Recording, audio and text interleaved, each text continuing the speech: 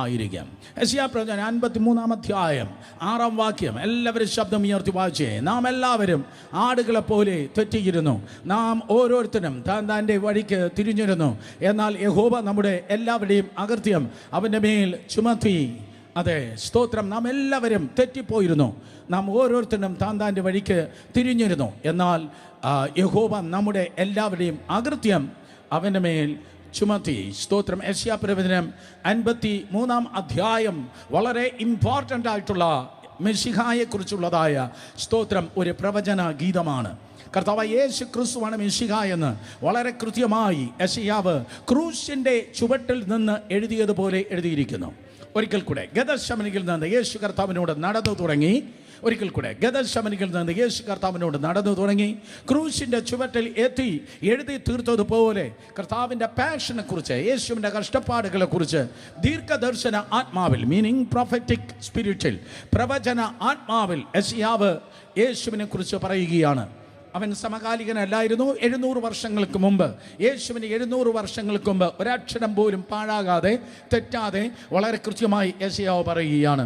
അതൊരു 5 stanza song ആണ്. അതൊരു 5 ചരണമുള്ളതായ ഒരു ഗീതമാണ്. യെശയ്യാപ്രവചനം 52 അധ്യായം 13, 14, 15 ഒന്നാമത്തെ ചരണമാണ്. 53 മുതൽ 4 ചരണങ്ങളാണ് നിങ്ങൾക്ക് കാണുവാൻ കഴിയുന്നത്. ആദ്യത്തെ ലയൻ, എല്ലാ ചരണത്തിൻ്റെയും ആദ്യത്തെ വരി, അതെ, ആ ചരണത്തിൻ്റെ ഹെഡിങ് ആണ്. അത് ഡബിൾ കൺഫർമേഷൻ ആണ്, അല്ലെങ്കിൽ ഡബിൾ ഫുൾഫിൽമെൻ്റ് ആണ് എന്നൊക്കെ നമ്മൾ മനസ്സിലാക്കി. ഒന്ന് സംഭവിച്ചു കഴിഞ്ഞു, ക്രൂശിന്മേൽ സംഭവിച്ചു കഴിഞ്ഞു. രണ്ടാമത് മഹാപീഡയുടെ അവസാന നാളുകളിൽ അത് സംഭവിപ്പാൻ വേണ്ടി പോകുന്നു. അത് യഹൂദൻ്റെ ഒരു മാനസാന്തര ഗീതമായിരിക്കും. ഇത് ഏറ്റവും അധികമായി ഈ ഭൂപരപ്പിൽ നിന്ന് മാനസാന്തരത്തിനു വേണ്ടി, കൂട്ടമാനസാന്തരത്തിനു വേണ്ടി, സ്തോത്രം, കൂട്ടമായി ജനം മാനസാന്തരപ്പെടുമ്പോൾ, യഹൂദൻ മാനസാന്തരപ്പെടുമ്പോൾ അവർ പാടാൻ പോകുന്നതായ ഒരു ഗീതമായിരിക്കും യെശയ്യാപ്രവചനം 53 അധ്യായം. അർത്ഥം, സ്തോത്രം, ഒരു ഗുരുവിലൂടെയോ ഒരു മതസ്ഥാപകരിലൂടെയോ വേറൊരു പ്രവാചകരിലൂടെയോ വേറൊരു അച്ഛനിലൂടെയോ വേറൊരു പാസ്റ്ററിലൂടെയോ വേറൊരു വിശുദ്ധനിലൂടെയോ ദൈവത്തിൻ്റെ സന്നിധിയിൽ എത്തുവാൻ കഴിയത്തില്ല. ദൈവത്തിൻ്റെ പുത്രനായ യേശു കർത്താവിലൂടെ മാത്രമേ കർത്താവിൻ്റെ സന്നിധിയിൽ എത്തുവാൻ കഴിയത്തുള്ളൂ. യോഹന്നാൻ സുവിശേഷം 14 അധ്യായം 6 വാക്യത്തിൽ കള്ളം പറയാത്ത സത്യവാനായ യേശു അതുകൊണ്ടാണ് പറഞ്ഞത്, ഞാൻ തന്നെ വഴിയും സത്യവൻ ജീവനും. അർത്ഥം, ഞാനും മറ്റു പല വഴികളെപ്പോലെ ഒരു വഴി എന്നല്ല പറഞ്ഞത്, ഞാനും പല സത്യങ്ങളെപ്പോലെ വേറൊരു സത്യം എന്നല്ല പറഞ്ഞത്, ഞാനും പല ജീവനെപ്പോലെ വേറൊരു ബ്രാഞ്ച് ഓഫീസ് എന്നല്ല പറഞ്ഞത്. പകരം ഞാൻ തന്നെ സത്യം, ഞാൻ തന്നെ ജീവൻ, ഞാൻ തന്നെ വഴി എന്ന് യേശു കർത്താവ് പറഞ്ഞു. വേറൊരു വഴിയില്ല, വേറൊരു സത്യമില്ല, വേറൊരു ജീവനുമില്ല. കരങ്ങളെ ഉയർത്തി ഹല്ലേലൂയ പറഞ്ഞേ. സ്തോത്രം. 6 വാക്യം നോക്കുമ്പോൾ തിരുവചനം പറയുന്നു, നാം എല്ലാവരും, സ്തോത്രം, ആരെ പോലെയായിരുന്നു? 6 വാക്യത്തിൽ തിരുവചനം പറയുന്നു, 6 വാക്യത്തിൽ, സ്തോത്രം, നാം എല്ലാവരും ഓരോരുത്തരും താൻ്റെ വഴിക്ക് തിരിഞ്ഞിരുന്നു, നാം എല്ലാവരും ആടുകളെ പോലെ തെറ്റിയിരുന്നു, നാം എല്ലാവരും താൻ്റെ വഴിക്ക് തിരിഞ്ഞിരുന്നു. എന്താണ് സ്തോത്രം ഇവിടെ പ്രവാചകൻ അർത്ഥമാക്കുന്നത്? ഇങ്ങനെയാകുന്നതായ ഒരു പ്രത്യേക കാലഘട്ടം ഇസ്രായേലിൻ്റെ ചരിത്രത്തിൽ നിങ്ങൾക്ക് കാണുവാൻ തക്കോണം കഴിയും. സ്തോത്രം. ന്യായാധിപന്മാരുടെ പുസ്തകം 17 അധ്യായം 6 വാക്യം വായിക്കുമ്പോൾ, ന്യായാധിപന്മാർ 17 അധ്യായം 6 വാക്യം വായിക്കുമ്പോൾ, തോന്നിയ നിലവാരത്തിൽ തങ്ങൾക്ക് തോന്നിയതുപോലെ സ്തോത്രം നടന്നതായ ഒരു ജനക്കൂട്ടമായിരുന്നു ഇസ്രായേൽ രാജ്യം എന്ന് നിങ്ങൾക്ക് കാണുവാൻ ഗുണം കഴിയും. ഒരു പക്ഷേ അപ്പനും അമ്മയും ഇല്ലാത്തതായ ഒരു വീട്ടിൽ പിള്ളേർ വളരുന്നത് എങ്ങനെയായിരിക്കും? അപ്പൻ സ്തോത്ര വിദേശത്താണെന്നിരിക്കട്ടെ, അല്ലെങ്കിൽ അമ്മ ഇല്ലെന്നിരിക്കട്ടെ, മാതാപിതാക്കൾ ഇല്ലെങ്കിൽ ആ വീട്ടിലെ പിള്ളേർ എങ്ങനെയായിരിക്കും വളരുന്നത്? അതുകൊണ്ട് ഈ മുന്നിലിരുന്ന് പടം വരയ്ക്കുന്ന എല്ലാ ജൂനിയർ മൈക്കൽ ഏഞ്ചലോമാരും, സ്റ്റോറി എഴുതുന്ന എല്ലാ ലിയോ ടോൾസ്റ്റോയ്മാരും അതേ അനുഗ്രഹമായിരിക്കാൻ, നന്മ പ്രാപിപ്പാൻ, ജീവിതത്തിൽ ഉയർത്തപ്പെടാൻ, മാനിക്കപ്പെടുവാൻ സ്തോത്രം അപ്പനെയും അമ്മയും അനുസരിച്ചേ പറ്റത്തുള്ളൂ. മാതാപിതാക്കളെ അനുസരിക്കുമ്പോൾ ദീർഘായുസ്സും കൂടെ ഉണ്ടാകുമെന്നുള്ളത് വാഗ്ദത്തത്തോടു കൂടിയതായ കൽപ്പനയാണ്. ഈ തലമുറ സ്തോത്രം റെബലിയസ് തലമുറയാകല്, ചോദ്യം ചെയ്യുന്ന തലമുറയാകല്, വിരൽ ചൂണ്ടി സംസാരിക്കുന്ന തലമുറയാകല്. ഈ വിശുദ്ധ പുസ്തകം പറയുന്നു, ഇത് അനുസരണത്തിൻ്റെ തലമുറ തന്നെയാകട്ടെ. യേശു കർത്താവ് അനുസരിച്ചു. യേശു കർത്താവ് പിതാവായ ദൈവത്തിൻ്റെ വചനപ്രകാരം അനുസരിച്ചപ്പോൾ യേശുവിന് വേണ്ടി സ്വർഗം തുറക്കപ്പെട്ടു. സ്വർഗം തുറക്കപ്പെട്ടതുകൊണ്ട് കുരുടന്റെ കണ്ണ് തുറന്നു. സ്വർഗം തുറക്കപ്പെട്ടതുകൊണ്ട് ചെകിടന്റെ ചെവി തുറന്നു. സ്വർഗം തുറക്കപ്പെട്ടതുകൊണ്ട് ഊമന്റെ നാവ് തുറന്നു. സ്വർഗം തുറക്കപ്പെട്ടതുകൊണ്ട് മത്സ്യത്തിന്റെ വായ് തുറന്നപ്പോ ചതുദ്രഹ്മ പണം പുറത്തു വന്നു. സ്വർഗം തുറക്കപ്പെട്ടതുകൊണ്ട് ലാസന്റെ കല്ലറ തുറന്നു. അവസാനം യേശുവിന്റെ കല്ലറയും തുറന്നു. ഹല്ലേലൂയ. യുവ സഹോദരങ്ങൾ കേൾക്കണം. നിനക്കായി ബുദ്ധി തുറക്കുവാൻ, വിദ്യാഭ്യാസം തുറക്കുവാൻ, യൂണിവേഴ്സിറ്റികൾ തുറക്കുവാൻ, കോഴ്സുകൾ തുറക്കുവാൻ, അനുഗ്രഹം തുറക്കുവാൻ, അഭിഷേകം തുറക്കുവാൻ, ശുശ്രൂഷ തുറക്കുവാൻ അനുസരിച്ചേ പറ്റത്തുള്ളൂ. ചോദ്യം ചെയ്യാതെ അനുസരിച്ചാട്. വേദപുസ്തകം അനുസരിക്കുന്നവരുടെ പുസ്തകമാണ്. യേശു കർത്താവ് അനുസരിക്കുന്നവരുടെ ദൈവമാണ്. കേട്ടവരെല്ലാവരും ആമേൻ പറഞ്ഞാട്. സ്തോത്രം. എന്നാൽ ന്യായാധിപന്മാർ 17:6 വായിക്കുമ്പോൾ അക്കാലത്ത് രാജാക്കന്മാർ ഇല്ലായിരുന്നു. ഗിദിയോൻ പറഞ്ഞു, ഞാൻ രാജാവാകുകയില്ല, എൻ്റെ മക്കളും രാജാവാകത്തില്ലെന്ന് ഗിദിയോൻ പറഞ്ഞു. അക്കാലത്ത് ഇസ്രായേലിൽ രാജാവില്ലായിരുന്നു. ഓരോരുത്തൻ ബോധിച്ചതുപോലെ നടന്നു. സ്പിരിച്വൽ അതോറിറ്റി ഇല്ലാതെ, സ്തോത്രം, ദൈവം നിയമിച്ചു ആക്കിയതായ അതേ ഓർഡർ ഇല്ലാതെ, അല്ലെങ്കിൽ ദൈവം നിയമിച്ചാക്കിയതായ ആ ലീഡർഷിപ്പിനെ മാനിക്കാതെ അയാൾ ആര് എന്നുള്ള അതേ തിരുവനന്തപുരം സ്ലാങ്ങിൽ, സ്തോത്രം, അതേ കീഴ്പ്പെടാതെ അനുസരിക്കാതെ ബോധിച്ചതുപോലെ നടന്നു. ആ ജനം ബോധിച്ചതുപോലെ നടന്നപ്പോൾ ചിലപ്പോൾ മിദ്യാന്റെ കയ്യിൽ, ചിലപ്പോൾ ഫെലിസ്ത്യന്റെ കയ്യിൽ, ചിലപ്പോൾ മറ്റ് ഇതര ജാതികളെ കയ്യിൽ ദൈവം, സ്തോത്രം, ആ ജനത്തെ ഏൽപ്പിച്ചു. സഹോദരി സഹോദരന്മാരെ, കുത്തുവിട്ട പുസ്തകം പോലെ തോന്നിയതുപോലെ നടക്കുന്നതല്ല ക്രിസ്തീയ ജീവിതം. ഇത് കെട്ടുറപ്പുള്ളതായ ഒരു പുസ്തകമാണ്. അതുകൊണ്ട് ദൈവത്തിൻ്റെ കൃപയാൽ ഹല്ലേലൂയ റബലിയസ് ആകല്ല്, പകരം ദൈവം നൽകുന്നതായ അനുഭവത്തിൽ, ദൈവം നൽകുന്നതായ അനുഗ്രഹത്തിൽ നടപ്പാൻ താഴ്മയുടെ വിനയത്തോടെ ആയിരിക്കാൻ കർത്താവ് നമുക്ക് കൃപ ചെയ്യുമാറാകട്ടെ. യേശു കർത്താവ്, സ്തോത്രം, ബോധിച്ചതുപോലെ, അല്ലെങ്കിൽ ഇടയനില്ലാത്ത ആടുകളെ പോലെ, ഞാൻ ആവർത്തിക്കുന്നു, ഇടയനില്ലാത്ത ആടുകളെ പോലെ ജനത്തെ കണ്ടിട്ട് അവൻ മനസ്സലിഞ്ഞതായി മത്തായി സുവിശേഷം 9-ാം അധ്യായം 36, 37, 38 വാക്യങ്ങൾ പറയുന്നു. യേശു കർത്താവ് മനസ്സലിഞ്ഞു. വായ്. കാരണം ജനം, സ്തോത്രം, ഇടയനില്ലാത്ത ആടുകളെ പോലെ ആയിരിക്കുന്നു. സ്തോത്രം. യേശു മനസ്സലിഞ്ഞതായി 7 സന്ദർഭങ്ങൾ സുവിശേഷ ഭാഗങ്ങളിൽ നിങ്ങൾക്ക് കാണുവാൻ കഴിയും. അത് ആരാലും ആദരിക്കപ്പെടാതെ, റിജക്റ്റ് ചെയ്യപ്പെട്ടിരുന്നതായ, തിരസ്കരിക്കപ്പെട്ടതായ കുഷ്ഠരോഗിയെ കണ്ട് കർത്താവ് മനസ്സലിഞ്ഞു. സഹായിക്കാനില്ലാത്ത ജനത്തെ കണ്ടിട്ട് കർത്താവ് ഇതാ മനസ്സലിയുകയാണ്. സ്തോത്രം. ഇടയനില്ലാത്ത ആടുകളെ പോലെ ജനം, സ്തോത്രം, തിരിഞ്ഞിരിക്കുന്നത് കണ്ടപ്പോൾ കർത്താവ്, സ്തോത്രം, ഇതാ മനസ്സലിയുണ്ടായി. അതുകൊണ്ട് സ്തോത്രം, മനസ്സിലാക്കണമേ, അതെ, നിശ്ചയമായി ഒരു ഡിവൈൻ ഓർഡർ നമുക്കുണ്ട്, ഒരു ലീഡർഷിപ്പ് ഉണ്ട്. അതുകൊണ്ട് ഒരിക്കലും, സ്തോത്രം, ആ വേലിക്കെട്ടിൽ നിന്ന് നമ്മൾ ഒരിക്കലും പറഞ്ഞു പോകല്ലേ. കേട്ടവർ ആമേൻ പറഞ്ഞേ. യെസ്, അത് ദൈവിക നിയമം തന്നെയാണ്. നാമോ, സ്തോത്രം, 6-ാം വാക്യം ഒരിക്കൽ കൂടെ, നാം എല്ലാവരും ആടുകളെ പോലെ തെറ്റിപ്പോയിരുന്നു. പക്ഷെ നമുക്കൊരു ഇടയനുണ്ട്. ഒരു സാധാ ഇടയനല്ല, അവനൊരു നല്ല ഇടയനാണ്. യോഹന്നാൻ 10, അവൻ നല്ല ഇടയനാണ്. കഴിഞ്ഞ ഒരു സെഷനിൽ ഞാൻ പറഞ്ഞു അവൻ ശ്രേഷ്ഠ ഇടയനാണ്. വീണ്ടും ഞാൻ പറഞ്ഞു അവൻ വലിയ ഇടയനാണ്. അവൻ വലിയ ഇടയനാണ്, അവൻ നല്ല ഇടയനാണ്, അവൻ ശ്രേഷ്ഠ ഇടയനാണ്. How can you say that? അവൻ നല്ല ഇടയനാണ്, വലിയ ഇടയനാണ്, ശ്രേഷ്ഠ ഇടയനാണെന്ന് എങ്ങനെ പറയാൻ കഴിയും? കാരണം നല്ല ഇടയനാണെങ്കിൽ തൻ്റെ ആടുകൾക്ക് വേണ്ടി ജീവനെ കൊടുക്കും. ആടിനെ കൊണ്ട് ജീവിക്കുന്നവൻ്റെ പേരല്ല നല്ല ഇടയൻ. ഒരിക്കൽ കൂടെ എല്ലാ ഞായറാഴ്ച തോറും ആടിനെ കൊണ്ട് ജീവിക്കുന്നവൻ ഇടയനല്ല, പകരം ആടുകൾക്ക് വേണ്ടി ജീവനെ കൊടുക്കുന്നവൻ്റെ പേരാണ് ഇടയൻ. ഹല്ലേലൂയ. ആടുകൾക്ക് വേണ്ടി ജീവനെ കൊടുക്കുന്നവൻ്റെ പേരാണ് ഇടയൻ. മെഗാ ചർച്ചിൻ്റെ മൂവ്മെൻറ്റ് ഇന്ത്യയിൽ ആരംഭിക്കുന്നത് ചെന്നൈയിൽ നിന്നാണ്. വലിയ സഭകളെക്കുറിച്ചുള്ളതായ, സ്തോത്രം, മൂവ്മെൻറ്റ് ആരംഭിക്കുന്നത് ചെന്നൈയിൽ നിന്നാണ്. ചെന്നൈയിലെ അപ്പോസ്തലിക് ക്രിസ്ത്യൻ അസംബ്ലി, ACA എന്നാണ് ആ സഭയുടെ പേര്. ആ സഭയുടെ സ്ഥാപക നേതാവ്, സ്തോത്രം, അതെ, പാസ്റ്റർ സുന്ദരം എന്ന ദൈവദാസനാണ്. ബിന്ദു ചേച്ചിയൊക്കെ ഞാൻ ഈ പറയുമ്പോൾ സംഭവം 100 കണക്കിന് പ്രാവശ്യം കേട്ടിട്ടുണ്ട്. പാസ്റ്റർ, സ്തോത്രം, സുന്ദരം നമ്മുടെ തൊട്ടടുത്ത ജില്ലയായ കന്യാകുമാരി ജില്ലയിൽ പള്ളിയാടി എന്നറിയപ്പെടുന്നതായ സ്ഥലത്ത് ജനിച്ചു വളർത്തപ്പെട്ട ആളാണ്. കന്യാകുമാരി ജില്ലയിലെ മാർത്താണ്ഡം കഴിഞ്ഞ് പ്രോബ്ലി മാക്സിമം ഒരു 10 കിലോമീറ്റർ അപ്പുറത്ത് പോകുമ്പോൾ പള്ളിയാടി നിങ്ങൾക്ക് കാണുവാൻ കഴിയും. പള്ളിയാടിയിലേക്ക് ഈ അടുത്ത സമയത്ത് ഞാൻ പോയി പ്രസംഗിക്കുകയുണ്ടായി. കരിങ്കലിനടുത്തുള്ളതായ സ്ഥലമാണ് പള്ളിയാടി. ഓൾമോസ്റ്റ് 60 വർഷങ്ങൾക്ക് മുമ്പ് പാസ്റ്റർ സുന്ദരത്തിന് ഒരു വിളിയുണ്ടായി, നീ ചെന്നൈ പട്ടണത്തിലേക്ക് കടന്നു പോകണം. അന്യാരാധന കൊണ്ട് നിറഞ്ഞിരുന്നതായ, ദുർഭൂതങ്ങൾ കാവൽ നിന്ന ഒരു പട്ടണമായിരുന്നു, സ്തോത്രം, ചെന്നൈ പട്ടണം. അവിടെ കടന്നുപോയി ആരംഭ വർഷത്തിൽ ഭയങ്കര യുദ്ധമായിരുന്നു, ഭയങ്കര സ്ട്രഗിളായിരുന്നു. എന്നും രോഗങ്ങൾ, എന്നും പൈശാചിക ഉപദ്രവങ്ങൾ, എന്നും പ്രശ്നങ്ങൾ ഒക്കെ ആയിരുന്നു ആ ദൈവത്തിൻ്റെ ദാസൻ അഭിമുഖീകരിച്ചത്. എല്ലാവരും പറഞ്ഞു, സ്തോത്രം, നീ വിട്ടേച്ചു പോ. തൻ്റെ കുടുംബാംഗങ്ങളെ പറഞ്ഞു, തൻ്റെ ഭാര്യ പറഞ്ഞു. പക്ഷേ ദൈവം മാത്രം പറഞ്ഞില്ല. കമോൺ, ദൈവം മാത്രം പറയാത്തത് കൊണ്ട് താൻ പിടിച്ചു നിന്നു. എല്ലാവരും എതിരെ പറയുമ്പോൾ ചെക്ക് ചെയ്യുക, ദൈവം എന്താണ് പറയുന്നത്. കമോൺ, എന്താ സംഭവിച്ചത്? സ്തോത്രം, 8-10 പേർ ഒരു ദിവസം സ്തോത്രം ആ സഭയിൽ ഇങ്ങനെ കൂടി വരുന്ന സമയത്ത് പെട്ടെന്നൊരു ബ്രേക്ക് ത്രൂ ഉണ്ടായി. ആ ബ്രേക്ക് ത്രൂ 6ഓളം പേർ അന്ന് സ്നാനപ്പെട്ട ദൈവസഭയിൽ കടന്നു വന്നു. അതിൽ ഒരു സഹോദരി അവിടുത്തെ ഉന്നത കുലത്തിൽ, ഉന്നത കുടുംബത്തിൽ ജനിച്ചു വളർത്തപ്പെട്ടവളാണ്. സാധാരണക്കാലത്ത് ഒരാൾ ആ ഒരു സമുദായത്തിൽ നിന്ന് വിശ്വാസത്തിലേക്ക് വരിക എന്ന് പറഞ്ഞാൽ അതിശയിക്കുന്നതായ ഒരു കാര്യമാണ്. പക്ഷേ ദൈവത്തിൻ്റെ ദാസന് ഭയങ്കര സന്തോഷമായിരുന്നു.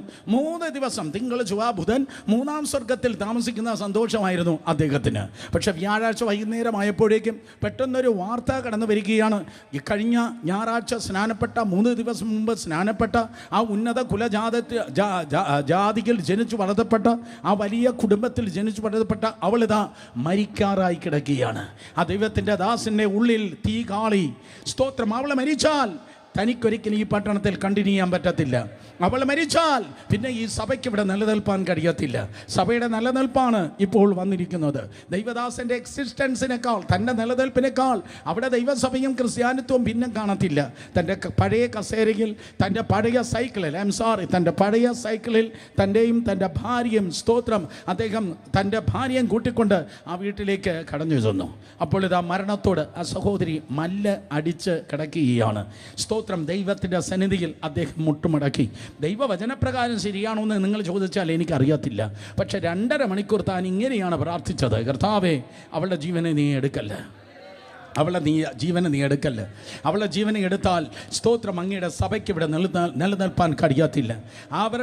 അവളുടെ ജീവനെ നീ എടുത്താൽ അങ്ങയുടെ ശുശ്രൂഷയ്ക്ക് ഇവിടെ നിലനിൽപ്പാൻ കഴിയത്തില്ല.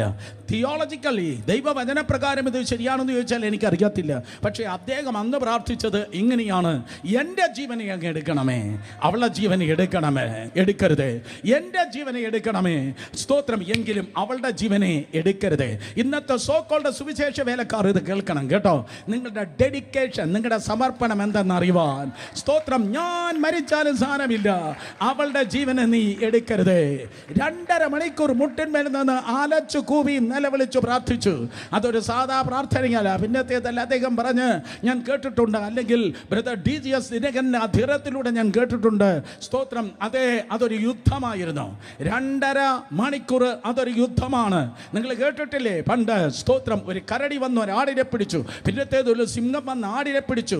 നല്ല ഇടയൻ കരടിക്കും ആടിനും ഇടയിൽ നിന്നതുപോലെ, സിംഹത്തിനും ഇടയിൽ നിന്നതുപോലെ ആ സഹോദരിക്ക് മരണത്തിനും മധ്യത്തിൽ, ആ സഹോദരിക്ക് മരണത്തിന് മധ്യത്തിൽ നിന്ന് താൻ ദൈവത്തിൻ്റെ സന്നിധിയിൽ പ്രാർത്ഥിച്ചു: കർത്താവേ, എൻ്റെ ജീവനെ എടുത്താലും അവളുടെ ജീവനെ നീ എടുക്കരുത്. 2.5 മണിക്കൂർ കഴിഞ്ഞപ്പോൾ അദ്ദേഹം കണ്ണു തുറന്നതായ സമയത്ത് ഏതാണ്ട്, സ്തോത്രം, ഒരു ശബ്ദം കേട്ടാ താൻ കണ്ണു തുറന്നത്. അവളിതാ കരങ്ങളെ അടിച്ച് പതുക്കെ ആ സഹോദരി എഴുന്നേൽക്കുകയാണ്. പക്ഷേ അവൾ ചുമ്മാ കൈയടിച്ചല്ല എഴുന്നേൽക്കുന്നത്, അന്യഭാഷ പറഞ്ഞ് കരങ്ങളടിച്ച് ആ സഹോദരി എഴുന്നേൽക്കുകയാണ്. ഹല്ലേലൂയ. അദ്ദേഹം പ്രാർത്ഥിച്ചത് രോഗസൗഖ്യത്തിന് വേണ്ടിയാണ്. പക്ഷേ കർത്താവ് 100% അവളെ സൗഖ്യമാക്കുക മാത്രമല്ല, പരിശുദ്ധാത്മാവിനാൽ അവളെ നിറയ്ക്കുകയും ചെയ്തു. ആ ഒറ്റ അത്ഭുതം കൊണ്ട് 48 പേർ അടുത്ത ഞായറാഴ്ച സ്നാനപ്പെട്ട ദൈവസഭയിൽ കയറുകയുണ്ടായി.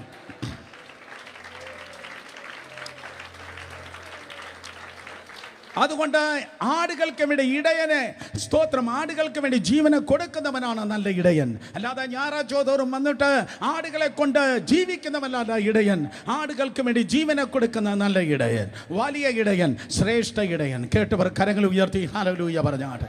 മോനെ, ഈ മോണിറ്റർ അൽപ്പെടുത്താൽ കുറച്ചുകൂടെ നന്നായിരുന്നു. സ്തോത്രം, താങ്ക് യു. തിരുവചനം പറയുന്നു, പ്രിയ സഹോദരി സഹോദരന്മാരെ, നാം എല്ലാവരും ആടുകളെ പോലെ, സ്തോത്രം, തെറ്റി ചിന്നിയവരായിരുന്നു. പക്ഷെ നമ്മെ തേടി ഒരുവൻ കടന്നു വന്നു. ലൂക്കോസ് വിശേഷം 15-ാം അധ്യായത്തിൽ 3 ഉപമകൾ കർത്താവ് പറഞ്ഞു. അവസാനം പറഞ്ഞത് 2 പുത്രന്മാരുടെ ഉപമയാണ്. അതിന് തൊട്ട് മുമ്പ് പറഞ്ഞത് 10 ദ്രഹ്മയുടെ ഉപമയാണ്. പക്ഷെ ആരംഭത്തിൽ പറഞ്ഞത് 100 ആടുകളെ ഉപമയാണ്. 99 വിട്ടേച്ച് 1 തേടി കർത്താവ് കടന്നു വന്നു. ഒരിക്കൽ കൂടെ, ആരും മിണ്ടുന്നില്ല. 99 വിട്ടേച്ച് നിന്നെ തേടി അവൻ കടന്നു വന്നു.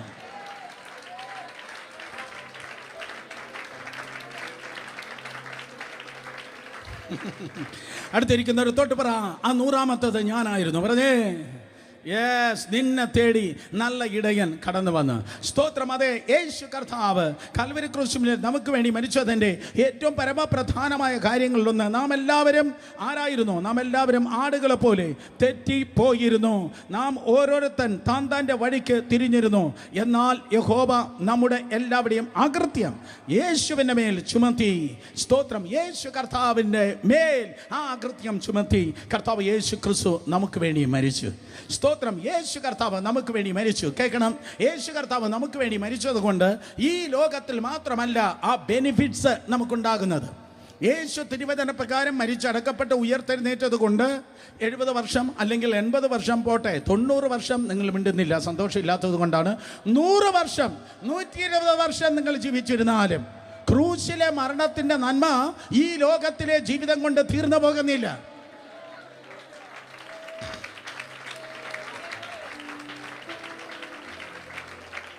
കർത്താവായ യേശുക്രിസ്തുവിന്റെ ക്രൂശിലെ മരണത്തിന്റെ നന്മ യഥാർത്ഥത്തിൽ ആരംഭിക്കുന്നത്, യഥാർത്ഥത്തിൽ വെളിപ്പെടുന്നത് മരണത്തിന് ശേഷമാണ്. കണക്കത്തുന്ന നരകത്തിൽ, സാത്താനും അവന്റെ ദൂതന്മാർക്ക് വേണ്ടി ഒരുക്കിയിരിക്കുന്നതായ നരകത്തിൽ നീ വീഴാതെ മഹത്വത്തിന്റെ തേജസ്സിന്റെ സ്വർഗത്തിലേക്ക് നീ എത്തുന്നത് കർത്താവ് യേശുക്രിസ്തുവിന്റെ ക്രൂശിലെ മരണം നിമിത്തമാണ്. ആമേൻ. സ്വർഗത്തിൽ പോകുമെന്ന് ഉറപ്പുള്ളവരെ കരങ്ങളെ ഉയർത്തിയാണ്. യേസ്, ആ ഉറപ്പ് നമുക്കുണ്ടെങ്കിൽ ദൈവത്തിന് സ്തോത്രം. അതൊരു ആഗ്രഹമാകല്, അതൊരു അവകാശമായി തീരട്ടെ. ഇവിടത്തെ അവസാനത്തെ ശ്വാസം അവിടത്തെ ആദ്യത്തെ ശ്വാസമാകട്ടെ. പേർ വിളിക്കും, നേരം കാണും. ആരുടെ പേരല്ല, എൻ്റെ പേര്. ഒരിക്കൽ കൂടെ, പേർ വിളിക്കും, നേരം കാണും, എൻ പേരും. 2 കാര്യമാണ് നിങ്ങളുടെ മുൻപിലുള്ളത്. ഒന്നുകിൽ കാഹളം ധ്വനിക്കും, നമ്മൾ രൂപാന്തരപ്പെടും.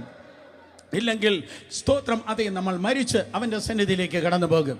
സ്തോത്രം. അതില്ലെങ്കിൽ ക്രിസ്തീയ ജീവിതം പാളിപ്പോയി, പരാജയമായി പോയി. ഒന്നുകിൽ കാഹളനാദത്തിങ്കിൽ യേശു കർത്താവ് നമ്മെ ചെറുപ്പാൻ ഇങ്ങോട്ട് വരുന്നു, ഇല്ലെങ്കിൽ മരിച്ചിട്ട് നാം ദൈവത്തിൻ്റെ സന്നിധിയിലേക്ക് കടന്നു പോകുന്നു. സോ അതിൻ്റെ പേരാണ് പ്രത്യാശ. ശബ്ദം ഉയർത്തി ഷൗട്ട് ചെയ്ത് പറഞ്ഞേ, പ്രത്യാശ. ഒരിക്കൽ കൂടെ, ഹേ, പുതിയ നിയമത്തിൽ മാത്രം വെളിപ്പെട്ടതല്ല പ്രത്യാശ. 3 സ്തോത്രം ഭക്തന്മാരെ ഞാൻ പറയട്ടെ. ഇതേ പ്രത്യാശയിൽ ജീവിച്ചിരുന്നതായ പഴയ നിയമത്തിലെ ഭക്തന്മാർ, സ്തോത്രം, അവർക്കുമുണ്ടായിരുന്നു പ്രത്യാശ. സോ മരണത്തിനപ്പുറമുള്ളതായ ജീവിതത്തെക്കുറിച്ച് പുതിയ നിയമത്തിലുള്ളവർക്ക് മാത്രമല്ല പ്രത്യാശ ഉണ്ടായിരുന്നത്, പഴയ നിയമത്തിലുള്ളവർക്കും ഉണ്ടായിരുന്നു. 1 യോബ്, 2 യെശയ്യാവ്, 3 ദാനിയേൽ. യോബിന്റെ പ്രത്യാശ നോക്കിയാട്ടെ. 19-ാം അധ്യായം, യോബിന്റെ പുസ്തകം 19-ാം അധ്യായം 25, 26, 27 വാക്യങ്ങൾ. യോബിന്റെ പുസ്തകം 19-ാം അധ്യായം 25, 26, 27 വായിച്ചാട്ടെ. ശബ്ദമുയർത്തിയ സ്ക്രീനിൽ നോക്കി വായിക്ക്.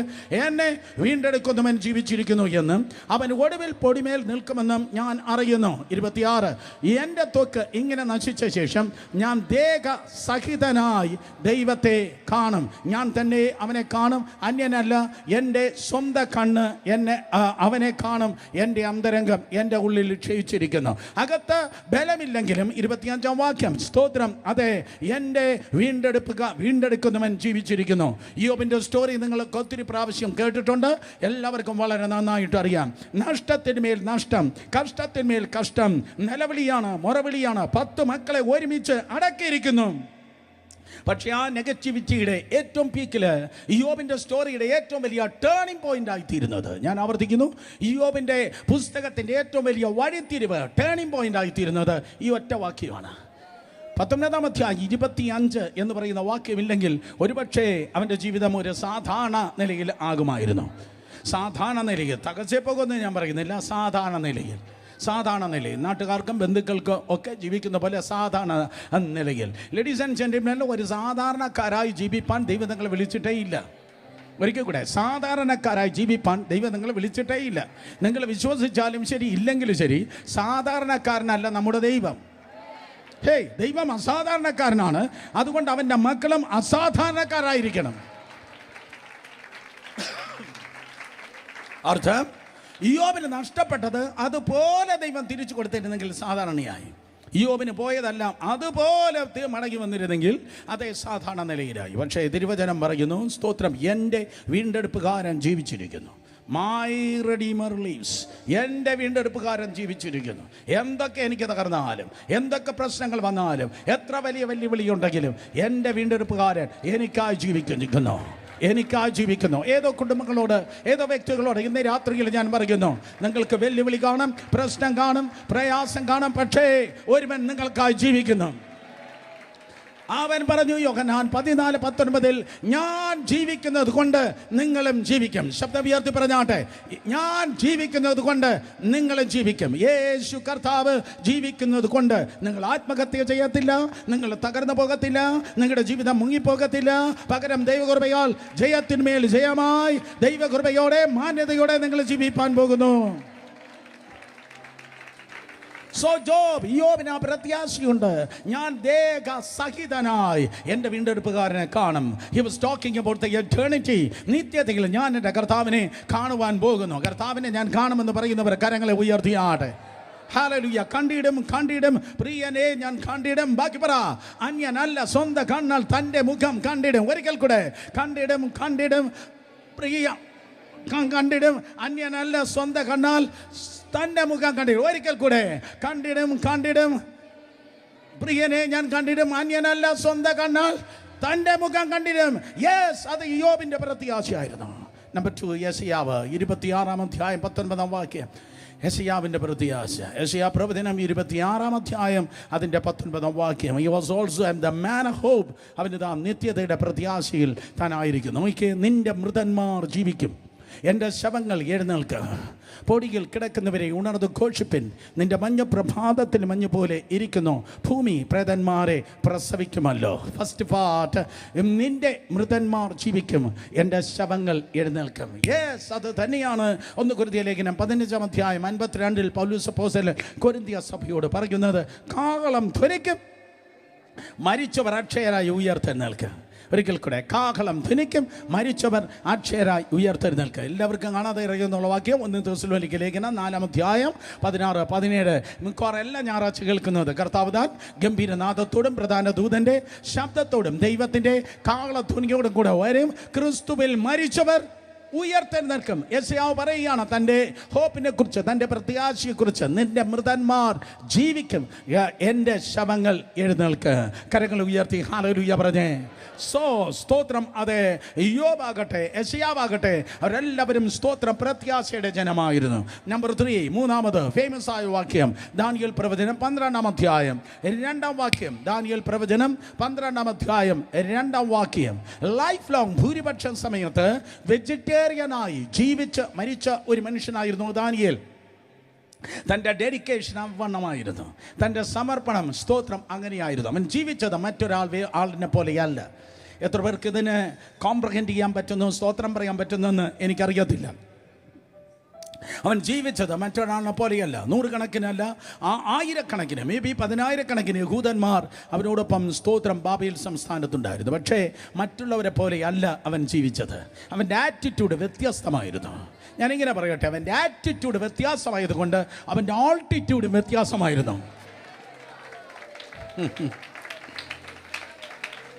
അതുകൊണ്ട് എൻ്റെ ശുശ്രൂഷ നന്നാക്കണമേ എന്ന് പ്രാർത്ഥിക്കുന്നതിന് മുൻപ് എൻ്റെ ജീവിതം നന്നാക്കണമേ. കാരണം ജീവിതം നന്നാക്കുന്നവന് മാത്രമേ, ബാക്കി പറ, കിട്ടിയില്ല ഒരിക്കൽ കൂടെ, ജീവിതം നന്നാക്കുന്നവന് മാത്രമേ ശുശ്രൂഷ നന്നാക്കാൻ കഴിയത്തുള്ളൂ. സ്തോത്രം. സോ ഈ പുള്ളി ദാനിയേൽ, അവൻ ലൈഫ് ലോങ് വെജിറ്റേറിയൻ ആയിരുന്നു. രാജാവിൻ്റെ ഭോജനം അവൻ കഴിച്ചില്ല, ശാഖഭോജനം, ദാറ്റ് മീൻസ് വെജിറ്റേറിയൻ. ചിലർ ജീവിക്കുന്നതേ തിന്നാനാണ്. ഹല്ലേലൂയ. ചിലർ ജീവിക്കുന്നതേ തിന്നാനാണ്. ജഡം തിന്ന് ചിലത് സ്തോത്രം തിന്ന്, അതെ സ്തോത്രം തിന്നങ്ങ് പൊളക്കുകയാണ്. വേറെ ഒരു സ്പീക്കറും പറയത്തില്ല, മക്കളെ ലൈഫ് ലോങ് നീ എന്നെ സഹിച്ചേ പറ്റത്തുള്ളൂ, ഇല്ലെങ്കിൽ എന്നെക്കാൾ ബെറ്റർ ആയിട്ടുള്ള ആരെങ്കിലും കണ്ടിട്ടുണ്ടെങ്കിൽ കൊണ്ടുവന്നാട്ടെ, no problem, I don't have any complaint. പക്ഷേ നീ ജീവിക്കുന്നത് തിന്നാനാകല്, നീ ജീവിക്കുന്നത് യേശുവിന് വേണ്ടിയാകണം. രാജ്യം മുഴുവൻ മാറ്റിയ ഒരുത്തനെ എനിക്കറിയാം. രാജ്യത്തെ മാറ്റിയവനായിരുന്നു ഏലിയാവ്. രാജ്യത്തെ മാറ്റി അവൻ്റെ ഊണ് മേശയിൽ, അവൻ്റെ ഊണ് നോക്ക്, രാവിലെ വൈകിട്ട് മാത്രമാണ് അവൻ തിന്നത്.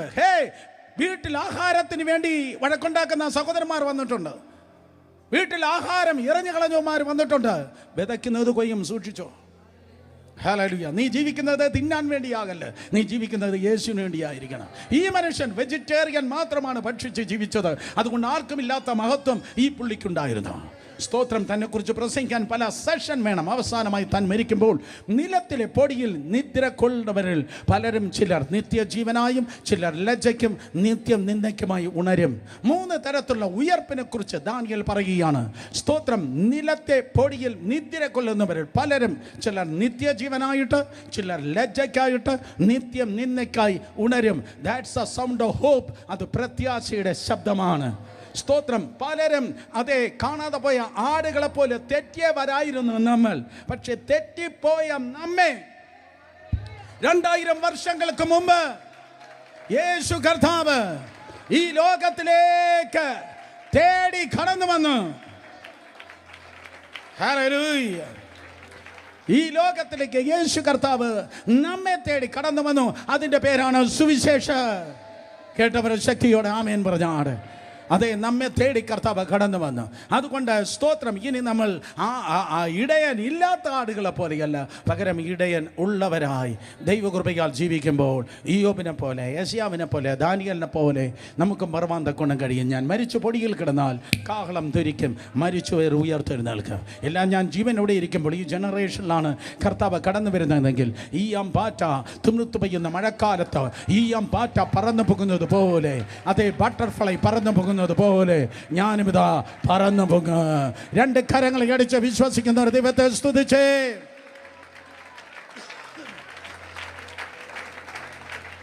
ഹല്ലേലൂയ.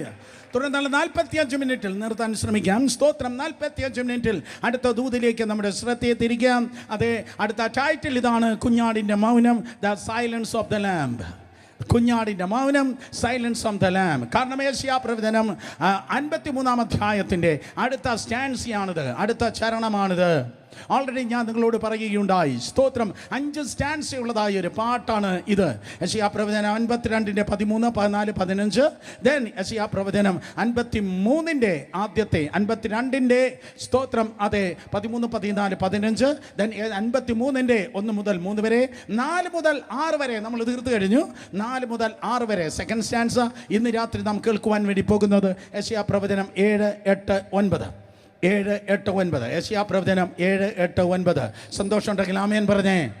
സ്തോത്രം. യെശയ്യാ പ്രവചനം അതെ 7-ാം വാക്യത്തിൽ കാണുന്നത് ദ അറസ്റ്റ് ആൻഡ് ട്രയൽ. യേശു കർത്താവിൻ്റെ അറസ്റ്റും സ്തോത്രം യേശു കർത്താവിൻ്റെ വിസ്താരവുമാണ് 7-ാം വാക്യത്തിൽ കാണുന്നത്. 8-ാം വാക്യത്തിൽ കാണുന്നത് കർത്താവ് യേശു ക്രിസ്തുവിനെ വിസ്തരിച്ച് കൊല്ലുകയാണ്. 9-ാം വാക്യത്തിൽ കാണുന്നത് കർത്താവ് യേശുവിനെ അടക്കുകയാണ്. യേശുവിൻ്റെ വിസ്താരം, യേശു കർത്താവിൻ്റെ സ്തോത്രം അതെ മരണം, യേശു കർത്താവിൻ്റെ അടക്കം, ഇത് 3-മാണ് സ്തോത്രം അതെ 7, 8, 9 വാക്യത്തിൽ എഴുതിയിരിക്കുന്നത്. ഞാൻ ഓൾറെഡി നിങ്ങളോട് പറയുകയുണ്ടായി, വേറെ ഒരു സുവിശേഷ ഭാഗമില്ലാതെ, മത്തായി, മർക്കോസ്, ലൂക്കോസ്, യോഹന്നാൻ 4 സുവിശേഷ ഭാഗമില്ലെങ്കിലും, അപ്പോസ്തല പ്രവൃത്തി ഇല്ലെങ്കിലും, അതേ 1 കൊരിന്ത്യർ ലേഖനം ഉൾപ്പെടെയുള്ള ലേഖന ഭാഗങ്ങൾ യേശുവിൻ്റെ മരണ അടക്കം പുനരുത്ഥാനത്തെക്കുറിച്ച് പുതിയ നിയമത്തിലുള്ള ഒരു ലേഖന ഭാഗങ്ങളോ വേദഭാഗങ്ങളോ ഇല്ലെങ്കിൽ ഈ ഒറ്റ അധ്യായവും ഹിസ്റ്റോറിക് എവിഡൻസസ് മാത്രം മതി യേശുവാണ് രക്ഷകനെന്ന് തെളിയിപ്പാൻ. ആ ഒറ്റ അധ്യായം മതി യേശു കർത്താവിന് രക്ഷകനെന്ന് തെളിയിപ്പാൻ. അല്ലെങ്കിൽ the awareness of the salvation through Lord Jesus Christ, Yeshu കർത്താവിലൂടെ ആണ് രക്ഷയെന്ന് തെളിയിപ്പാൻ വേറെ ഒരു വേദഭാഗവും വേണ്ട. കാരണം അത്ര ആതന്റിക്കായി, അത്ര ശക്തമായി, അത്ര വ്യക്തമായി, അത്ര കൃത്യമായിട്ടാണ് പരിശുദ്ധാത്മാവ് ഈ യെശയ്യാവിലൂടെ ഈ ഒറ്റ അധ്യായം എഴുതി പിടിപ്പിച്ചിരിക്കുന്നത്. ഹല്ലേലൂയ. മനസ്സിലാക്കുന്ന ആമേൻ പറഞ്ഞാട്. സോ നമുക്ക് ആരംഭിക്കാം. സ്തോത്രം അതേ കുഞ്ഞാടിൻ്റെ മൗനം. സ്തോത്രം. യെശയ്യാ പ്രവചനം 53-ാം അധ്യായം 7-ാം വാക്യം ശബ്ദം ഉയർത്തി വായിച്ചാട്ടെ. യെശയ്യാ പ്രവചനം 53-ന്റെ 7. തന്നെത്താൻ താഴ്ത്തി വായെ തുറക്കാതിരുന്നിട്ടും അവൻ പീഡിപ്പിക്കപ്പെട്ടു, കൊല്ലുവാൻ കൊണ്ടുപോകുന്ന കുഞ്ഞാടിനെ പോലെയും രോമം കത്തിക്കുന്നതിന് മുൻപാകെ മിണ്ടാതിരിക്കുന്ന ആടിനെ പോലെയും അവൻ വായെ തുറക്കാതിരുന്നു. ഇവിടെ ഇതാ തിരുവചനം പറയുന്നു. സ്തോത്രം. യേശു കർത്താവ്, he was the lamb of God. കർത്താവ് യേശു ക്രിസ്തു അവൻ ദൈവത്തിൻ്റെ കുഞ്ഞാടാണ്. നിങ്ങളെല്ലാവരും ഇന്ന് രാവിലെയും കേൾക്കുകയുണ്ടായി. യോഹന്നാൻ സ്നാപകൻ വിളിച്ചു പറഞ്ഞു, ഇതാ സ്തോത്രം ലോകത്തിൻ്റെ പാപത്തെ ചുമക്കുന്ന ദൈവത്തിൻ്റെ കുഞ്ഞാട്. 1 കൊരിന്ത്യർ 5 പൗലോസ് അപ്പോസ്തലൻ പറഞ്ഞു, സ്തോത്രം, അവൻ നമ്മുടെ പെസഹ കുഞ്ഞാട്. 1 പത്രോസിൻ്റെ ലേഖനം 1-ാം വാക്യത്തിൽ പറയുന്നു, സ്തോത്രം, നമ്മുടെ വീണ്ടെടുത്തതായ അതേ ദൈവത്തിൻ്റെ കുഞ്ഞാട്. വെളിപ്പാട് പുസ്തകം 5-ാം അധ്യായത്തിൽ കുഞ്ഞാടിൻ്റെ പാട്ട് നിങ്ങൾക്ക് കാണുവാൻ കഴിയും. സോ പല പേരുകൾ, നൂറുകണക്കിന് പേരുകൾ യേശു കർത്താവിനെ കുറിച്ച് നിങ്ങൾക്ക് കാണാൻ കഴിയും. ദാവീദിൻ്റെ മുള എന്ന് പറയുന്നു, യഹൂദ ഗോത്രത്തിലെ സിംഹം എന്ന് പറയുന്നു, വീണ്ടും ആൽഫ എന്ന് പറയുന്നു, ഒമേഗ എന്ന് പറയുന്നു, എത്രയെത്ര പേരുകളാണുള്ളത്. ഉദയ നക്ഷത്രം എന്ന് പറയുന്നു, അതേ നൂറുകണക്കിന് പേരുകളുണ്ട്. അതിലൊന്നാണ് അവൻ ദൈവത്തിൻ്റെ കുഞ്ഞാടാണ്. പക്ഷേ ഇവിടെ നിങ്ങൾക്ക് കാണുവാൻ കഴിയുന്നത് എങ്ങനെയിരിക്കുന്നു? ആ വാക്യത്തിലേക്ക് നോക്കിയാട്ടെ. 7-ാമത്തെ വാക്യം നോക്കുമ്പോൾ, രോമം കത്തിക്കുന്ന നടുവിൽ സ്തോത്രം തന്നെത്താൻ താഴ്ത്തി വായ തുറക്കാതിരുന്നിട്ടും അവൻ പീഡിപ്പിക്കപ്പെട്ടു. ശബ്ദം ഉയർത്തി പറഞ്ഞാട്ടെ, പീഡിപ്പിക്കപ്പെട്ടു. സോ പീഡിപ്പിക്കപ്പെടുന്നതായ ഒരു കുഞ്ഞാട്, പീഡിപ്പിക്കപ്പെടുന്നതായ ഒരു കുഞ്ഞാട്. സ്തോത്രം, ഈ പീഡിപ്പിക്കപ്പെട്ടു എന്നതിന്, സ്തോത്രം, ഈ പീഡിപ്പിക്കപ്പെട്ടു എന്നതിന് എബ്രായ പദം എഴുതിയിരിക്കുന്നത് നാഗ്യാസ്, NAWGAS, NAWGAS എബ്രായ പദമാണ് നാഗ്യാസ്. സ്തോത്രം, അത് ടാസ്ക് മാസ്റ്റേഴ്സ് അല്ലെങ്കിൽ സ്തോത്രം, അതേ മോശയുടെ കാലത്തുണ്ടായിരുന്നല്ലോ. ആരാണ് മോശയുടെ കാലത്ത് ഉണ്ടായിരുന്നതായ പീഡിപ്പിക്കുന്നതായ ആൾക്കാർ? Task masters. സ്തോത്രം, സെയിം വേർഡാണ് അവിടെ ഉപയോഗിച്ചിരിക്കുന്നത്. കൃത്യമായി അറിയണമെങ്കിൽ പുറപ്പാട് പുസ്തകം 3-ാം അധ്യായം അതിൻ്റെ 6, 7, 8 വാക്യങ്ങൾ നിങ്ങൾക്ക് കാണുവാൻ തക്കോണം കഴിയും. സ്തോത്രം, ഊഴിയ വിചാരകന്മാർ. ആരാണ് ഊഴിയ വിചാരകന്മാർ? വായിച്ചിട്ടുള്ളവർ കരങ്ങളെ ഉയർത്തിയാണ്ട്. ഊഴിയ വിചാരകന്മാർ. 7-ാം വാക്യത്തിലേക്ക് നോക്കുക. പുറപ്പാട് 3-7 വായിക്കുമ്പോൾ, യഹോവ അരുളി ചെയ്തത്, മിസ്രയീമിലുള്ള എൻ്റെ ജനത്തിൻ്റെ കഷ്ടത ഞാൻ കണ്ടു ഊഴിയ വിചാരകന്മാർ നിമിത്തമുള്ള അവരുടെ വിളിയും ഞാൻ കേട്ടു, ഞാൻ അവരുടെ സങ്കടങ്ങൾ അറിയുന്നു. ഊഴിയ വിചാരകന്മാർ. സ്തോത്രം, ഊഴിയ വിചാരന്മാർ, ടാസ്ക് മാസ്റ്റേഴ്സ്.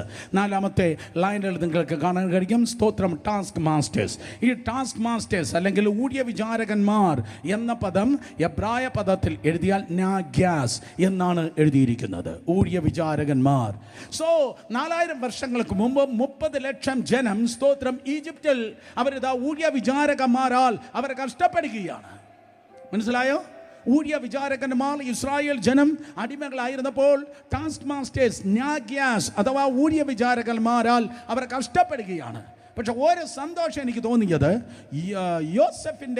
യാക്കോബിൻ്റെ കാലത്ത് അവർ അവിടേക്ക് ഇറങ്ങിച്ചെന്നത് ഈ 70 പേരായിട്ടാണ്. 70 പേരായിട്ടാണ്. ആ 70 പേരായിട്ട് അവിടെ ഇറങ്ങിച്ചെന്നു. ഉൽപ്പത്തി പുസ്തകം 70 പേരായി ഇറങ്ങിച്ചെന്നു. പക്ഷെ എത്രത്തോളം ഊഴിയ വിചാരകന്മാർ അവരെ പീഡിപ്പിച്ചോ അത്രത്തോളം അവർ പെരുകി വന്നു. ഹലോ തുള്ളിച്ചാട് ദൈവത്തെ സ്തുതിക്ക്. നിന്നെ ആരെങ്കിലും ഓപ്രസ് ചെയ്യുന്നെങ്കിൽ, നിന്നെ ആരെങ്കിലും പീഡിപ്പിക്കുന്നെങ്കിൽ അത് നിന്റെ വർധനവിന്റെ സീസണാണ്.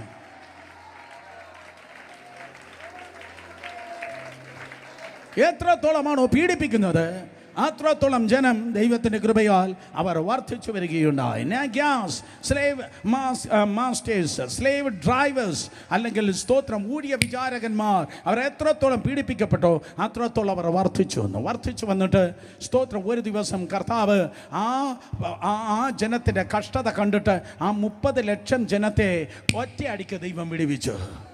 ഒറ്റയടിക്കോ, നിങ്ങൾക്ക് ഒരു ഉത്സാഹമില്ലല്ലോ ഇന്ന് രാത്രി. സ്തോത്രം, ആ ജനത്തെ ഒറ്റയടിക്ക് ദൈവം വിടുവിച്ചു. ഞാൻ പറയുന്നത് കൂട്ടവിടുതൽ.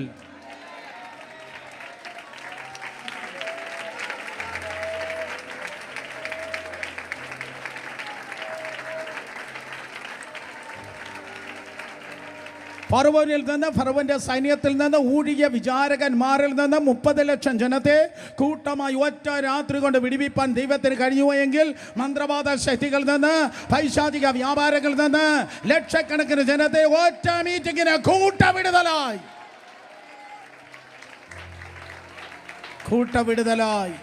പുറത്തു കൊണ്ടുവരുവാൻ കർത്താവിന് കഴിയും. 2 പേരെ തൊട്ട് പറഞ്ഞേ, ദൈവം വിടുവിക്കുന്നവനാണ്. പറഞ്ഞേ, ദൈവം വിടുവിക്കുന്നവനാണ്. ദൈവം സ്തോത്രം അത് ഓപ്രസ് ചെയ്യുന്നവനല്ല, ദൈവം പീഡിപ്പിക്കുന്നവനല്ല. ദൈവം നിന്നെ വിടുവിക്കുന്നവനാണ്. നിന്റെ ഓഫീസിൽ ആരെങ്കിലും നിന്നെ പീഡിപ്പിക്കുന്നുവെങ്കിൽ നിന്റെ വിടുതലിന്റെ സമയം വന്നു കഴിഞ്ഞു. ഈ വെള്ളിയാഴ്ച രാത്രി കർത്താവിൻ്റെ കൃപയാൽ നീ ഇവിടെ ഇരിക്കുമ്പോൾ തന്നെ ദൈവത്തിൻ്റെ ദൂതൻ ആ ഡിപ്പാർട്ട്മെന്റിൽ ഇറങ്ങട്ടെ. നിന്നെ പീഡിപ്പിക്കുന്ന ഏതെങ്കിലും വ്യക്തിത്വം ഉണ്ടെങ്കിൽ ആ മുഖത്തെ കർത്താവ് ഓടിച്ചു കളയുകയാണ്.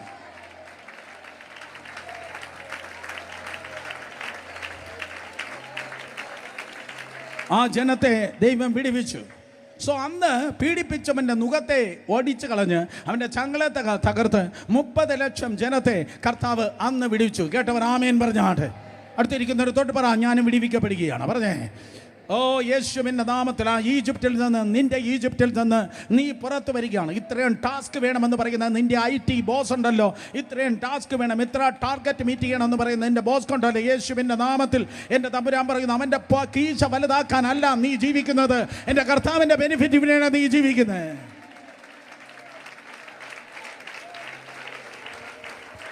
ഹല്ലേലൂയ. സോ അന്ന് 30 ലക്ഷം ജനത്തെ കർത്താവ് വിടുവിച്ച് അവരെ ദൈവകൃപയാൽ കർത്താവ് പുറത്തു കൊണ്ടുവന്നു. സ്തോത്രം. അന്ന് അവരെ വിടുവിച്ചവൻ, അന്ന് ആ പീഡയിൽ നിന്ന് അവരെ വിടുവിച്ചവൻ, ഞാൻ ആവർത്തിക്കുന്നു, ഇസ്രായേലിന് 4000 വർഷങ്ങൾക്ക് പീഡയിൽ നിന്ന് അന്ന് വിടുവിച്ചവൻ ഇന്ന് സ്വയം പീഡ ഏറ്റെടുക്കുകയാണ്. ഹോ, ടു എക്സ്ട്രീം. അന്ന് 30 ലക്ഷം ജനത്തെ അന്ന് വിടുവിച്ചവൻ ഇപ്പോൾ ഇതാ അവൻ പീഡിപ്പിക്കപ്പെടുന്നവരുടെ നടുവിൽ ഒരു കുഞ്ഞാടിനെ പോലെ കർത്താവ് യേശു ക്രിസ്തു അവനായിരിക്കുകയാണ്. അവൻ ഹ്യൂമിലിയേറ്റ് ചെയ്യപ്പെടുകയാണ്. കാര്യം എന്താണെന്നറിയോ? സ്തോത്രം. ഈ യഹൂദന്മാരാൽ മത നേതാക്കന്മാരുടെ നടുവിൽ യെശയ്യാ 53:7 മോനെ ഒരിക്കൽ കൂടെ സ്തോത്രം. അതെ, തന്നെത്താൻ താഴ്ത്തി വായ തുറക്കാതിരുന്നിട്ടും അവൻ പീഡിപ്പിക്കപ്പെട്ടു. കൊല്ലുവാൻ കൊണ്ടുപോകുന്ന കുഞ്ഞാടിനെ പോലെയും രോമം കത്തിക്കുന്ന നടുവിൽ മിണ്ടാതിരിക്കുന്ന ആടിനെ പോലെയും അവൻ വായ തുറക്കാതിരുന്ന. ഇപ്പോൾ സ്തോത്രം, യേശു കർത്താവ് വായ തുറക്കാതിരിക്കുക. കാര്യം എന്താ? 3.5 വർഷക്കാലം കർത്താവ് യേശു ക്രിസ്തു തൻ്റെ പരസ്യ ശുശ്രൂഷ വേളയിലായിരിക്കുമ്പോൾ അവനെ അറസ്റ്റ് ചെയ്തതായി യഹൂദന്മാർ യേശുവിൻ്റെ അടുക്കലേക്ക് ഉടക്ക് ചോദ്യങ്ങളുമായി കടന്നു വന്നു. അങ്ങനെയുള്ളവരെ കണ്ടിട്ടുണ്ടോ? കുഴയ്ക്കുന്ന ചോദ്യങ്ങളുമായി കടന്നു വരുന്ന ആൾക്കാർ മിക്കവാറും കേരളത്തിൽ ശുശ്രൂഷിക്കുന്ന സമയത്ത് ഈ മീറ്റിംഗ് കഴിഞ്ഞിട്ട് ഞാൻ നിൽക്കാത്തത് കുഴയ്ക്കുന്ന ചോദ്യങ്ങളുമായി കടന്നു വരുന്ന ചില പരീശന്മാരുണ്ട്, ചില കയ്യഫാമാരുണ്ട്. സ്തോത്രം. ചില അങ്ങനെയുള്ള ആൾക്കാരുണ്ട്. സോ അവരുടെ നടുവിൽ നമ്മൾ നിന്ന് എന്തിനാണ് മുറിവേൽക്കുന്നത്? അതുകൊണ്ട് ഏറ്റവും സേഫ്റ്റി എന്ന് പറയുന്നത്, ഏറ്റവും സുരക്ഷിതത്വം എന്ന് പറയുന്നത് അവിടെ മുൻപിൽ നിന്ന് ഓടിപ്പോകുക. ഹല്ലേലൂയ. നിങ്ങളെ കുത്തുന്ന വേലുകളുമായി, നിങ്ങൾക്ക് നേരെ എറിയുന്ന കുന്തങ്ങളുമായി കറങ്ങി നടക്കുന്ന അഭിഷേകം നഷ്ടപ്പെട്ട ശൗലന്മാരുണ്ടെങ്കിൽ അവിടെ മുൻപിൽ നിൽക്കരുത്, ഓടിപ്പോ.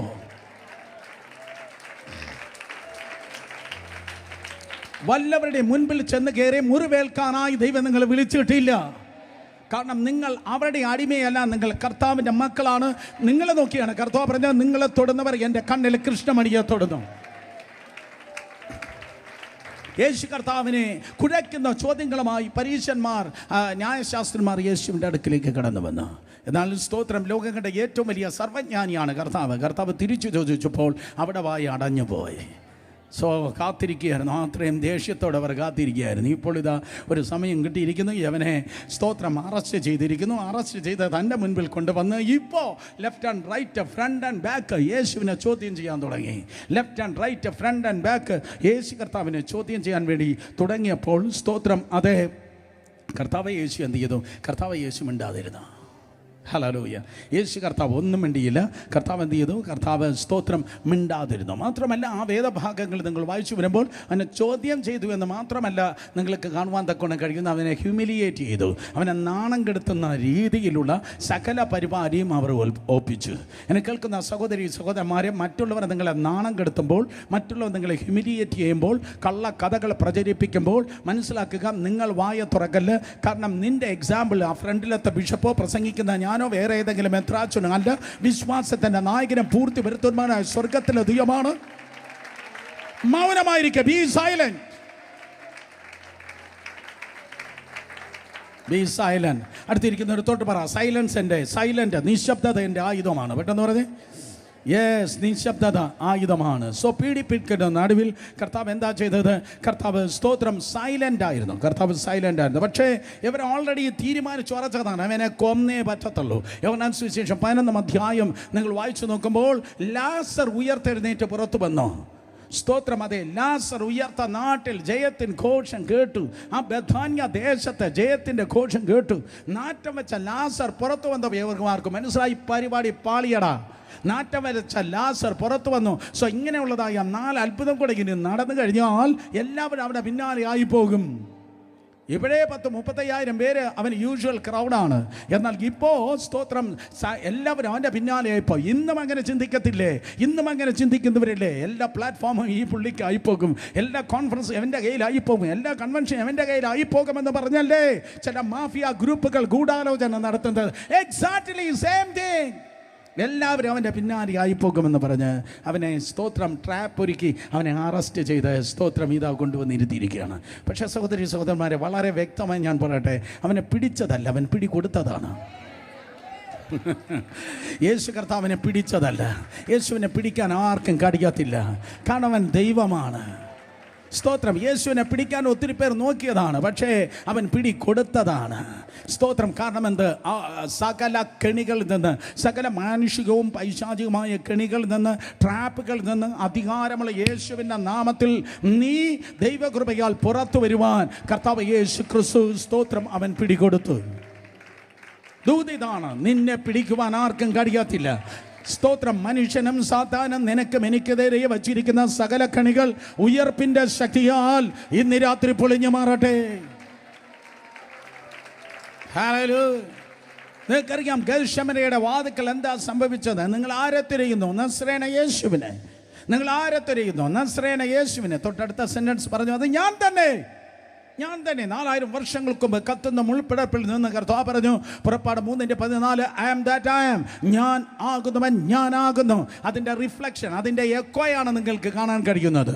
മോശയുടെ മുൻപിൽ കർത്താവ് പറഞ്ഞു, ഞാനാകുന്നവൻ ഞാനാകുന്നു. അതിൻ്റെ എക്കോയാണ് സ്തോത്ര ഗദശമനയുടെ വാതിക്കൽ വെളിപ്പെട്ടത്. യെസ്, ഞാനാകുന്നു, ഞാനാകുന്നു എന്ന് പറഞ്ഞപ്പോൾ 100 കണക്കിന് ആൾക്കാർ സ്ലെയിൻ ഇൻ ദ സ്പിരിറ്റ് നിലത്ത് വീണു. യെസ്, ഞാൻ വിശ്വസിക്കുന്നു. വിശ്വസിച്ച് പ്രാർത്ഥിച്ചിരിക്കുന്നവർ മാത്രമല്ല സ്ലെയിൻ ചെയ്യുന്നത്, നിലത്ത് വീഴുന്നത് അവിശ്വാസികൾ നിലത്ത് വീഴണം. അവൻ്റെ ഭൂതം വിട്ടുപോകണം, അവൻ്റെ കെട്ട് വിട്ടുപോകണം. സോ അത്ര വലിയ പവർ, അത്ര വലിയ പ്രസൻസുമായിട്ടായിരുന്നു യേശു കർത്താവ് നടന്നത്. സ്തോത്രം. നിങ്ങൾ ആരെ തിരയുന്നു? നസ്രേന യേശുവിനെ. അത് ഞാൻ തന്നെ. സ്തോത്രം. പൊടിയും തട്ടി അവർ വന്ന് യേശു കർത്താവിനെ പിടിച്ച് എന്നിട്ട് ആ കയ്യഫാവിൻ്റെ കൊട്ടാരത്തിലേക്ക് കൊണ്ടുപോവുകയാണ്.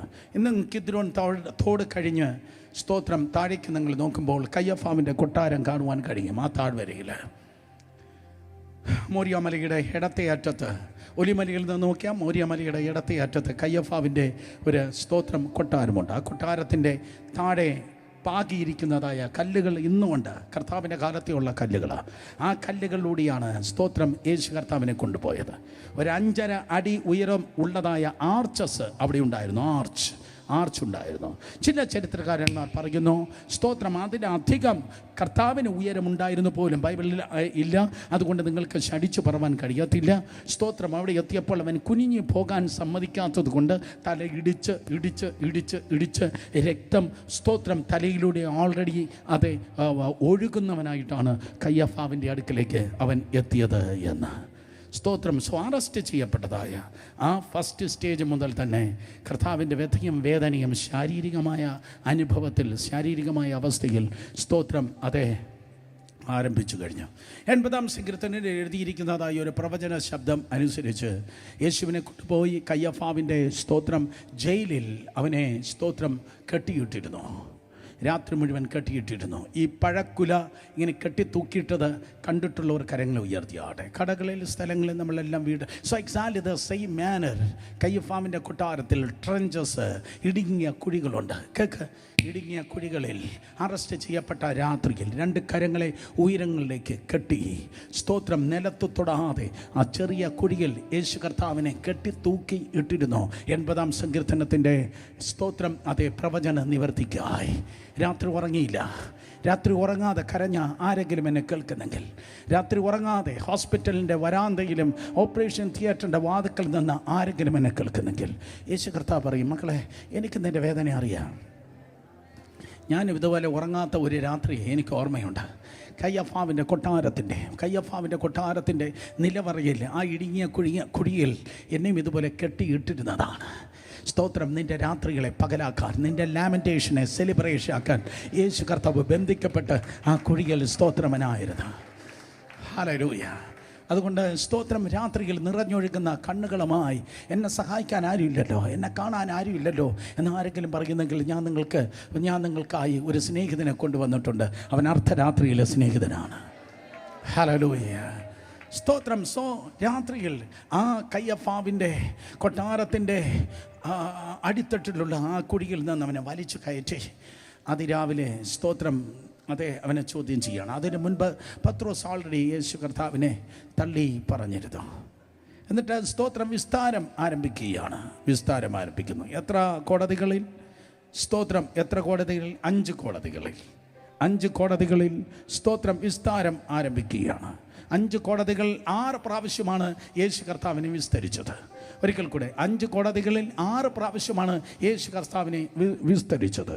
സ്തോത്രം. ഈ 6 വിസ്താരങ്ങൾ 3 മതപരമായ വിസ്താരമായിരുന്നു, 3 സ്തോത്രം സിവിൽ ട്രയൽസ് അഥവാ സ്തോത്രം പൊളിറ്റിക്കൽ ട്രയൽസ് എന്ന് പറയത്തക്ക നിലയിൽ പീലാത്തോസിൻ്റെ നേതൃത്വത്തിൽ അതല്ലെങ്കിൽ ഹെരോദാവിൻ്റെ നിർദ്ദേശത്തിൽ ഒക്കെ നടന്നതായ വിസ്താരമാണ്. ഞാൻ എക്സ്പ്ലെയിൻ ചെയ്യട്ടെ. സ്തോത്രം 6 വിസ്താരങ്ങളാണ്. 3 സ്തോത്രം മതപരമായിരുന്നു. 1 അന്നാവിൻ്റെ മുൻപിൽ, 2 സ്തോത്രം ഒന്ന് അന്നാവിൻ്റെ മുൻപിൽ, 2 കയ്യഫാവിൻ്റെ മുൻപിൽ, 3 സെൻഹദ്രീമിൻ്റെ മുൻപിൽ. മതപരമായ സ്തോത്രം വിസ്താരമായിരുന്നു. ഈ വിസ്താരത്തിലൊക്കെ നിങ്ങൾക്ക് കാണുവാൻ തക്കൊണ്ട് കഴിയുന്നത് ഇന്നത്തെ സ്തോത്രം തലക്കെട്ട് പോലെ കുഞ്ഞാടിൻ്റെ മൗനമാണ് നിങ്ങൾക്ക് കാണാൻ കഴിയുന്നത്. ഒരിക്കൽ കൂടെ ഇന്നത്തെ വിസ്താരം പോലെ നിങ്ങൾക്ക് കാണാൻ കഴിയുന്നത്, പറഞ്ഞാട്ടെ ശബ്ദമുയർത്തി, കുഞ്ഞാടിൻ്റെ മൗനം. യേശു കർത്താവ് ആവശ്യമില്ലാതെ സംസാരിച്ചില്ല. ഒരിക്കൽ കൂടെ യേശു കർത്താവ് ആവശ്യമില്ലാതെ സംസാരിച്ചാൽ. കാരണം തിരുവചനം പറയുന്നു, വാക്പെരുപ്പത്തിൽ വ്യർത്ഥതയുണ്ട്. നീ ഓവർ സംസാരിക്കുമ്പോൾ നീ തോൽക്കുന്നു. കാര്യം ദൈവകരത്തിൽ കൊടുത്തു നീ മൗനമായിരിക്കുമ്പോൾ നീ ജയിക്കുന്നു.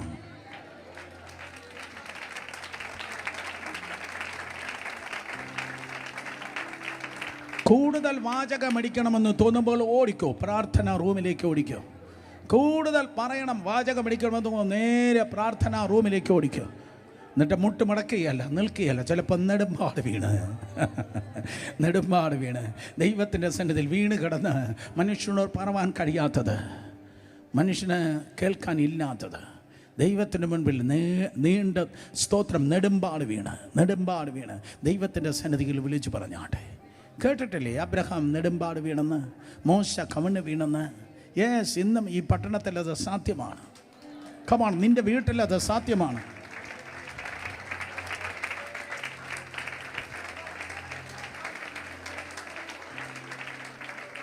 ആരോടും പറവാനില്ലാത്തത്, ആരോടും പറവാൻ കഴിയാത്തത്, ആരും കേൾക്കാനില്ലാത്തത് പെട്ടെന്ന് ചാടി എഴുന്നേൽക്കല്ല. അവിടെ കിട, എൻ്റെ പാദത്തെ കെട്ടിപ്പിടിക്കുക. ഒരു പുതിയ ട്രെൻഡ് ഉണ്ടാകട്ടെ. എൻ്റെ പാദത്തിൽ കെട്ടിപ്പിടിച്ച്, എൻ്റെ പാദത്തെ തെരുതെരെ ചുംബിച്ച്, എൻ്റെ പാദത്തെ തെരുതെരെ ചുംബിച്ച് അവനോട് പറ, കർത്താവേ, കർത്താവേ, ബലവാനും ബലഹീനനും തമ്മിൽ, ബലവാനും ബലഹീനനും തമ്മിൽ, ബലവാനും ബലഹീനനും തമ്മിൽ, ബലവാനും ബലഹീനനും തമ്മിൽ, ബലവാനും ബലഹീനനും തമ്മിൽ കാര്യമുണ്ടായാൽ, ബാക്കി പ്രാർത്ഥനയോടെ ബലഹീനർക്ക് തുണ നിൽക്കുന്ന ഒരു കർത്താവുണ്ട്.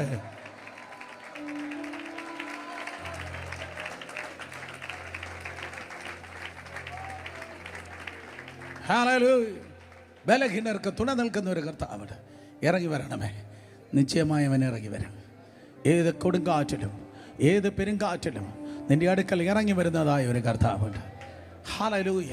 വേദപുസ്തകം പറയുന്നു, സ്തോത്രം, അതെ, മിക്കവാറും അവൻ മൗനമായിരുന്നു. കയ്യഫാവിൻ്റെ മുൻപിൽ, അന്നാവിൻ്റെ മുൻപിൽ കർത്താവ് മൗനമായിരുന്നു.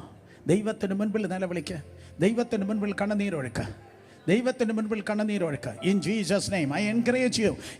ഇതുപോലെയുള്ള ഹാൻഡ് കർച്ചീഫ് കൊണ്ടല്ല നിങ്ങളുടെ കണ്ണുനീർ ഈ തലമുറയിൽ ഇനിയുള്ള വർഷങ്ങളിൽ നിറയേണ്ടത്. വലിയ ടവലുകൾ കൊണ്ട് നിറച്ചാട്ടെ. നിങ്ങളുടെ മക്കൾ, കൊച്ചുമക്കൾക്ക് സ്തോത്രം, ലോകരാജ്യങ്ങൾക്ക് അവർ അനുഗ്രഹമായി തീരും. ഹല്ലേലൂയ, ആമേൻ. സ്തോത്രം. ദൈവത്തിൻ്റെ സന്നിധിയിൽ വീണ് കിടന്നാട്ടെ, കണ്ണുനീരൊഴുക്കിയാട്ടെ. മനുഷ്യൻ്റെ മുൻപിൽ മൗനമായിരുന്നു, ദൈവത്തിൻ്റെ മുൻപിൽ പ്രാർത്ഥനയിൽ വാചാലനായിരുന്നാട്ടെ. അവിടെ നിന്നാണ് നിൻ്റെ ജയം ആരംഭിക്കുന്നത്. നിൻ്റെ ജയം ആരംഭിക്കുന്നത് ശമ്പളത്തിൽ നിന്നല്ല, വരുമാനത്തിൽ നിന്നല്ല, പണത്തിൽ നിന്നല്ല, സ്വാധീനത്തിൽ നിന്നല്ല. സ്തോത്രം, നിൻ്റെ പ്രാർത്ഥനാ മുറിയിൽ നിന്നാണ് നിൻ്റെ ജയം ആരംഭിക്കുന്നത്.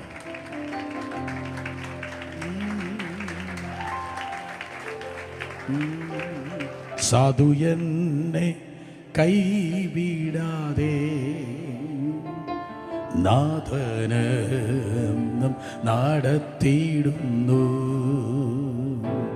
സാധുയനെ കൈവിടാതെ നാഥനം നടത്തിയിടുന്നു. ചെറുത് പാടിയാതെ.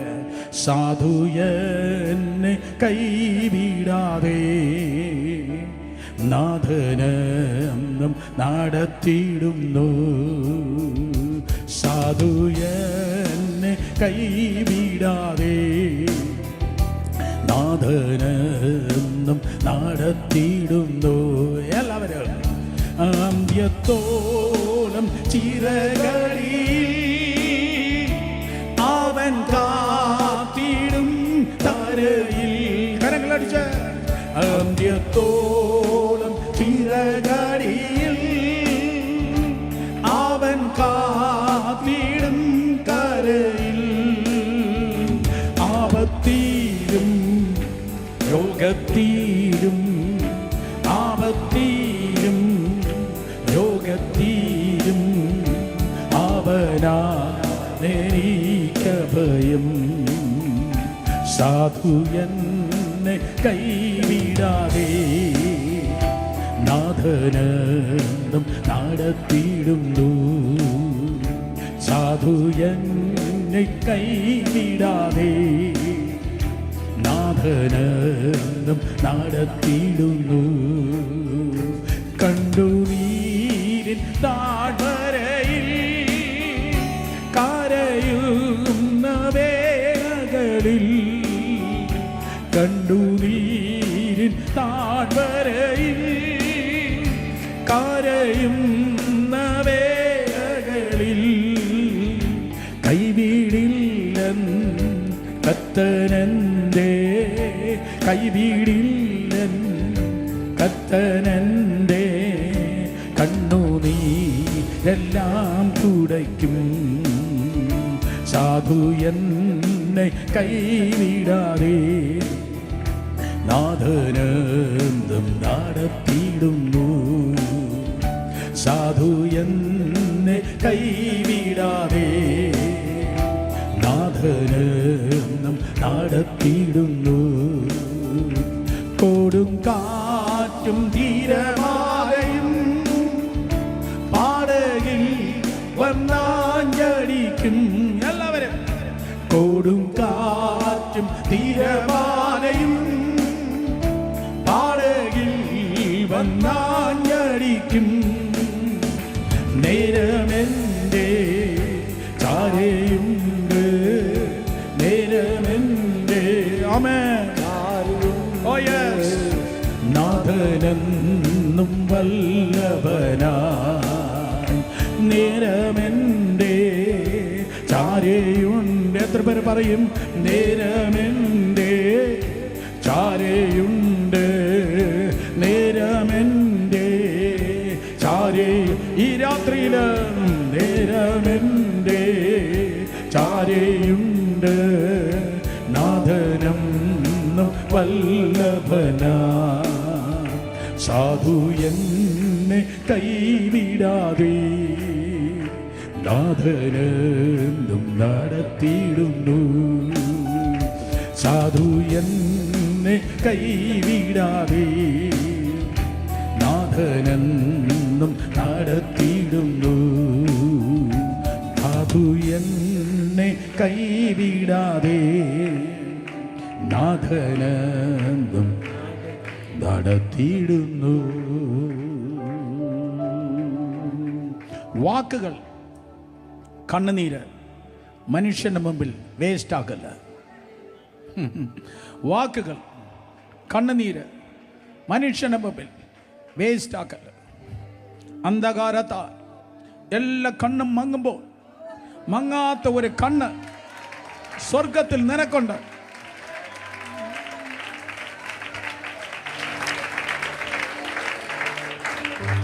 നിന്നെ കേൾക്കുന്ന ഒരു ചെവിയുണ്ട്, നിന്നെ കാണുന്ന ഒരു കണ്ണുണ്ട്. നിന്നെ കേൾക്കുന്ന ഒരു ചെവിയുണ്ട്, നിന്നെ കാണുന്ന ഒരു കണ്ണുണ്ട്. കമോൺ. നിന്നെ കേൾക്കുന്ന ഒരു ചെവി സ്വർഗത്തിലുണ്ട്, നിന്നെ കാണുന്ന ഒരു കണ്ണും സ്വർഗത്തിലുണ്ട്. ആ ദൈവത്തിൻ്റെ മുൻപിൽ വീണ് കിടക്ക്. ജയം നിനക്കുള്ളതാണ്. വിടുതൽ നിനക്കുള്ളതാണ്. അടുത്ത അത്ഭുതം നിൻ്റെതായിരിക്കും. അടുത്ത മറുപടി നിൻ്റെതായിരിക്കും. ബെസ്റ്റ് എക്സാമ്പിൾ യേശു. മനുഷ്യൻ ചോദിച്ച ചോദ്യങ്ങൾക്ക് ഉത്തരം പറഞ്ഞതേ ഇല്ല. പക്ഷെ ഉയർപ്പ് നടന്നപ്പോൾ എങ്ങനെയിരുന്നു കാണാം? ഉയർപ്പ് കഴിഞ്ഞപ്പോൾ ചോദിച്ചവരുടെ വായടഞ്ഞു, കണവൻ്റെ കല്ലറ തുറന്നു. ഓ ബ്യൂട്ടി! ചോദിച്ചവൻ്റെ വായടഞ്ഞു. മക്കളെ, ഈ നാളുകളിൽ പിള്ളേരെങ്ങനെ, ഭാവി എങ്ങനെ, കല്യാണം എങ്ങനെ, 100 കണക്കിന് ചോദ്യം നിനക്കുണ്ട്. യേശുവിൻ നാമത്തിൽ ഈ പുസ്തകം ഉയർത്തി ഈ 5-ാമത്തെ രാത്രി ഞാൻ വിളിച്ചു പറയട്ടെ, ചോദിക്കുന്നവൻ്റെ വായടയും.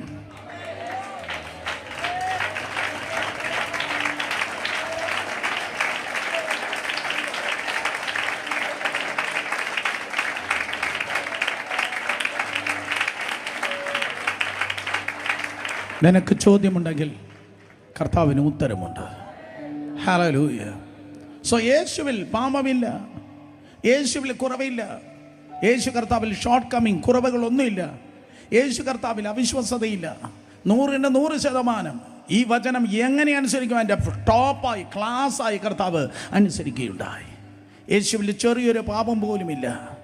അങ്ങേറ്റത്തെ അന്നത്തെ ഏറ്റവും വലിയ സ്തോത്രം അതേ കോടതിയായിരുന്നു. അതെ, സെൻഹദ്രീൻ സംഘം മതകോടതി കഴിഞ്ഞാൽ സിവിൽ കോടതിയായിരുന്നു. സ്തോത്രം പീലാത്തോസിൻ്റെ കോടതി.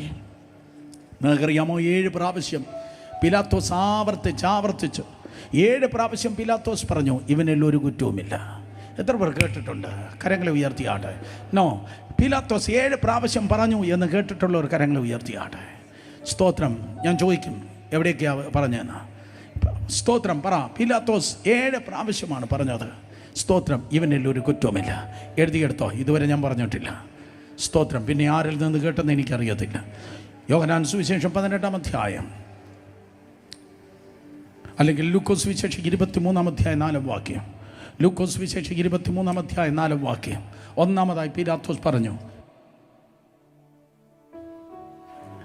ലൂക്കോസ് സുവിശേഷം 23-ാം അധ്യായം 4-ാം വാക്യം. ഒന്നാമത് പീലാത്തോസ് പറയുകയാണ്. പീലാത്തോസ് മഹാപുരോഹിതന്മാരോടും പുരുഷാരത്തോടും, ഞാൻ ഈ മനുഷ്യനിൽ കുറ്റമൊന്നും കാണുന്നില്ല. ഒന്നാമത്തെ റെഫറൻസാണ്.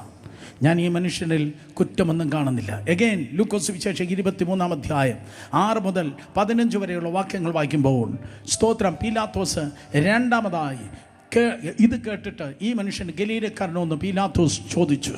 സ്തോത്രം. ഹെരോദാവിൻ്റെ അധികാരത്തിൽ ഉൾപ്പെട്ടവനെന്നറിഞ്ഞ് അന്ന് യെരൂശലേമിൽ വന്നു പാർക്കുന്ന ഹെരോദാവിൻ്റെ അടുക്കൽ അവനെ അയച്ചു. കാരണം അവൻ ഗലീലക്കാരനാണ്. സ്തോത്രം. ഹെരോദാവ് അവനെ ഇതാ ക്രോസ് ക്വസ്റ്റ്യൻ ചെയ്തു. താഴേക്ക് 9-ാമത്തെ വാക്യം, 10-ാമത്തെ വാക്യം. വളരെ കാലമായി ഹെരോദാവ് യേശു കർത്താവിനെ കാണുവാൻ വേണ്ടി ആഗ്രഹിച്ചു. നോക്കിയ ഒരു ദൂത് കൂടെ ഞാൻ പറഞ്ഞു പോട്ടെ, ഒരു സ്തോത്രം റെവലേഷൻ കൂടെ പറഞ്ഞു പോട്ടെ. അപ്പോൾ ഹെരോദാവ് യേശുവിനെ കാണുവാൻ വേണ്ടി വളരെ ആഗ്രഹിച്ചു. കാരണം യേശു വലിയ അത്ഭുതങ്ങൾ ചെയ്യുന്നു എന്ന് ഹെരോദാവ് കേട്ടു. യേശു ഒരു അത്ഭുതം ചെയ്യുന്നത് കാണാൻ ഹെരോദാവ് വല്ലാതെ ആഗ്രഹിച്ചു. ഒരു ചരിത്രം പറയുന്നത്, ഒരു ഫ്ലവർ വൈസ് എടുത്ത് അവൻ നിലത്തിട്ട് പൊട്ടിച്ചു എന്നാണ്. എന്നിട്ട് യേശുവിനോട് ആവശ്യപ്പെട്ടു, സ്തോത്രം, ഇതിനെ ഒന്ന് റീമേക്ക് ചെയ്തതാ, അങ്ങനെയാണെങ്കിൽ ഞാൻ നിന്നെ വെറുതെ അയക്കാം. എന്നാൽ യേശു അത്ഭുതത്തിൻ്റെ ശക്തി പ്രാപിച്ചത്, അല്ലെങ്കിൽ യേശു, നമ്മുടെ ഭാഷയിൽ പറഞ്ഞാൽ യേശു അഭിഷിക്തനായത് തനിക്ക് ചെത്താനല്ല, ജനത്തിൻ്റെ വിടുതലിനാണ്. ഒരു അഭിഷിക്തനായ ദൈവദാസൻ, സുവിശേഷകൻ, പാസ്റ്റർ ദൈവത്തിൻ്റെ ആത്മാവിൽ നിറഞ്ഞ് കൃപയും കൃപാവരവും പ്രാപിക്കുന്നത് അവൻ ബാബ ആകാൻ വേണ്ടിയല്ല, ജനത്തിൻ്റെ കണ്ണുനീർ തുടയ്ക്കുവാൻ വേണ്ടിയാണ്. സോ അങ്ങനെയായിരുന്നെങ്കിൽ ഹെരോദാവിൻ്റെ മുൻപിൽ യേശു കർത്താവ്, സ്തോത്രം, അന്തരീക്ഷത്തിൽ നിന്ന് അടുത്ത ഫ്ലവർ വൈസ് എടുത്ത് സ്തോത്രം അവന് കൊടുത്ത് കർത്താവ് രക്ഷപ്പെടുമായിരുന്നു. എന്നാൽ യേശു വന്നത് സ്വയം രക്ഷ പ്രാപിക്കാനല്ല, നിന്നെ രക്ഷിക്കാൻ വേണ്ടിയാണ്. സ്തോത്രം. താഴേക്ക് നിങ്ങൾ വായിക്കുമ്പോൾ അതേ തിരുവചനം പറയുന്നു, 16:6 മുതൽ 15 വരെയുള്ള 23-ന്റെ 14 വൈകി, ഈ മനുഷ്യൻ ജനത്തെ മത്സരിപ്പിക്കുന്നു എന്ന് പറഞ്ഞ് നിങ്ങളവനെ എൻ്റെ അടുക്കൽ കൊണ്ടുവന്നല്ലോ. ഞാനോ നിങ്ങളെ മുൻപാകെ വിസ്തരിച്ചിട്ട് നിങ്ങൾ ചുമത്തിയ കുറ്റം ഒന്നും ഇവനിൽ കണ്ടില്ല. ആര് പറയുന്നു? ഹെരോദാവ് പറയുന്നു. നേരത്തെ പിലാത്തോസ് പറഞ്ഞു, ഇപ്പോൾ ഹെരോദാവ് പറയുന്നു ഇവനിൽ ഒരു കുറ്റവും ഞാൻ കാണുന്നില്ല. അഗൈൻ ലൂക്കോസ് 23:22 നോക്കിയാട്ടെ. ലൂക്കോസ് 23:22, ലൂക്കോസ് 23:22 അവൻ മൂന്നാമതും അവരോട് അവൻ ചെയ്ത ദോഷം എന്ത്? മരണയോഗ്യമായത് ഒന്നും അവനിൽ കണ്ടില്ല, അതുകൊണ്ട് ഞാൻ അവനെ അടുപ്പിച്ചിട്ടയക്കും. മൂന്നാമത്തെ പ്രാവശ്യം പിലാത്തോസ് പറയുകയാണ്, സ്തോത്രം, അതെ, അവനിൽ മരണയോഗ്യമായ ഒന്നും അവനിൽ കണ്ടില്ല. സ്തോത്രം. സിവിൽ കോടതികൾ പറയുക അവന് മരണ അയോഗ്യമായ ഒന്നും കാണുന്നില്ല. വീണ്ടും മത്തായി സുവിശേഷം 27:24, മത്തായി സുവിശേഷം 27:24, മത്തായി സുവിശേഷം 27:24 ആരവാരം അധികമല്ല ആകുന്നതല്ലാതെ ഒന്നും സാധിക്കുന്നില്ല എന്ന് പിലാത്തോസ് കണ്ടിട്ട് വെള്ളമെടുത്ത് പുരുഷാരം കാണെ കൈ കഴുകി, ഈ നീതിമാന്റെ രക്തത്തിൽ എനിക്ക് കുറ്റമില്ല, നിങ്ങൾ തന്നെ നോക്കിക്കൊള്ളുവിനെന്ന് പറഞ്ഞു. സോ അവൻ പറയുന്നു ഇവൻ നീതിമാൻ. ശബ്ദം ഉയർത്തി പറഞ്ഞാട്ടെ, യേശുവിനെ പിലാത്തോസ് വിളിച്ചത് എന്താണ്? ഒരിക്കൽ കൂടെ ശബ്ദം ഉയർത്തി പറഞ്ഞ എന്താണ്? സ്തോത്രം. യോഹന്നാൻ സുവിശേഷം 19:4 സ്തോത്രം അഞ്ചാമതായി പറയുന്നു ഇവനിൽ ഒരു കുറ്റവും ഞാൻ കാണുന്നില്ല. സ്തോത്രം. പീലാത്തോസ് പിന്നെയും പുറത്തു വന്ന് ഞാൻ അവനിൽ ഒരു കുറ്റവും കാണുന്നില്ല. 6-ാം വാക്യം 19:6 യോഹന്നാൻ സുവിശേഷം 19-ാം അധ്യായം 6-ാം വാക്യം. മഹാപുരോഹിതന്മാരും സേവകരും അവനെ കണ്ടപ്പോൾ ക്രൂശിക്കാൻ നാത്ത് വിളിച്ചു. പീലാത്തോസ് അവരോട് നിങ്ങൾ അവനെ കൊണ്ടുപോയി ക്രൂശിപ്പിൻ, ഞാനോ അവനിൽ ഒരു കുറ്റവും കാണുന്നില്ല, ഞാനോ അവനിൽ ഒരു കുറ്റവും കാണുന്നില്ല. യോഹന്നാൻ സുവിശേഷം 19-ാം അധ്യായം 7 മുതൽ 12 വരെയുള്ള വാക്യങ്ങൾ നിങ്ങൾ വായിക്കുമ്പോൾ വീണ്ടും അവസാനമായി സ്തോത്രം അതേ തിരുവചനം പറയുന്നു. 7-ാമത്തെ പ്രാവശ്യം പിലാത്തോസ് പറഞ്ഞു യേശു കർത്താവിൽ ഒരു കുറ്റവുമില്ല. 7 റെഫറൻസസ് ആണ്. എനിക്ക് നേരമില്ലാത്തതൊന്നും നമുക്ക് പെട്ടെന്ന് പറഞ്ഞു പോകാം. 7 പ്രാവശ്യമാണ് സ്തോത്രം തലങ്ങും വിലങ്ങും വിസ്തരിച്ചതായ അതേ സ്തോത്രം യേശുവിനെ നോക്കി അതേ സ്തോത്രം കോടതി പറഞ്ഞത് അവനിൽ ഒരു കുറ്റവുമില്ല, അവൻ പാപമൊഴിക്ക് നമുക്ക് തുല്യമായി സകലത്തിലും പരീക്ഷിക്കപ്പെട്ടവനാണ്. യേശു കർത്താവ് വിശുദ്ധനാണ്, അവൻ നീതിമാനാണ്. സ്തോത്രം. എന്നാൽ അവൻ മരണം ഏറ്റെടുത്തു. കാരണം എന്ത്? മത്തായി സുവിശേഷം 10-ാം അധ്യായം 17-18 വാക്യത്തിൽ യേശു കർത്താവ് പറഞ്ഞു, ഞാൻ വോളണ്ടറിലി മരിക്കാൻ വേണ്ടി വന്നതാണ്. ഹല്ലേലൂയ. മത്തായി സുവിശേഷം 10-ാം അധ്യായം 17-18 വാക്യങ്ങൾ വായിക്കുമ്പോൾ മത്തായി സുവിശേഷം 10-ാം അധ്യായം 17 മനുഷ്യരുടെ സൂക്ഷിച്ചുകൊണ്ട് നിങ്ങളെ ന്യായാധിപ സഭകൾ ഏൽപ്പിക്കുകയും അവിടെ പള്ളികൾ വെച്ച് ചമ്മട്ടി കൊണ്ട് അടിക്കുകയും 18-ാം വാക്യം സ്തോത്രം 18-ാം വാക്യം എൻ്റെ നിമിത്തം നാടുവാഴികളും രാജാക്കന്മാരും മുമ്പിൽ കൊണ്ടുപോവുകയും ചെയ്യും, അത് അവർക്ക് ജാതികൾക്ക് ഒരു സാക്ഷ്യമായിരിക്കും. സോ തന്നെക്കുറിച്ചുള്ളതായ പീഡയെക്കുറിച്ച് കർത്താവ് പറയുകയാണ്. സ്തോത്രം. മനസ്സിലാക്കണമേ ദൈവകൃപയാൽ കർത്താവ് സ്തോത്രം സ്വയമായി ജീവനെ നൽകാനായി ഈ ലോകത്തിൽ കടന്നു വന്നു. വിശ്വസിക്കുന്നവർ കരങ്ങൾ ഉയർത്തി ഹല്ലേലൂയ പറഞ്ഞേ. സോ പാപമില്ലാത്തവനായ യേശു ആർക്കും ഒരു കോടതിക്കും യേശു കർത്താവ് സ്തോത്രം പാപിയെന്ന് തെളിയിപ്പാൻ തക്കവണ്ണം കഴിഞ്ഞില്ല. സോ ഈ കോടതികളെല്ലാം ആരുടെ മുൻപിൽ? സ്തോത്രം പിലാത്തോസിന് മുൻപിൽ, അന്നാവിൻ്റെ മുൻപിൽ, അതുപോലെ ഹെരോദാവിൻ്റെ മുൻപിൽ കർത്താവ് മൗനമായിരുന്നു. ഒരേ ഒരു സ്ഥലത്ത് മാത്രമാണ് കർത്താവ് സംസാരിച്ചത്. അത് പറഞ്ഞാൽ നമുക്ക് പിരിക്കാം. ഒരേ ഒരു സ്ഥലത്ത് മാത്രമാണ് കർത്താവ് സംസാരിച്ചത്. എവിടെയെന്നറിയാമോ? സ്തോത്രം കയ്യഫാവിൻ്റെ മുൻപിൽ സ്തോത്രം ഒരു ചോദ്യം കയ്യഫാവ് ചോദിക്കുമ്പോൾ, കയ്യഫാവിൻ്റെ മുൻപിൽ ഒരു ചോദ്യം കയ്യഫാവ് ചോദിക്കും. അവിടെ മാത്രമാണ് കർത്താവ് സ്തോത്രം അതേ ശബ്ദം ഉയർത്തി പറഞ്ഞേ.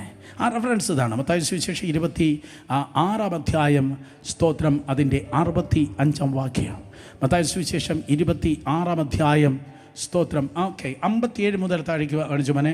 57 മുതൽ നിങ്ങൾ ഒരുമിച്ച് വായിക്കണം.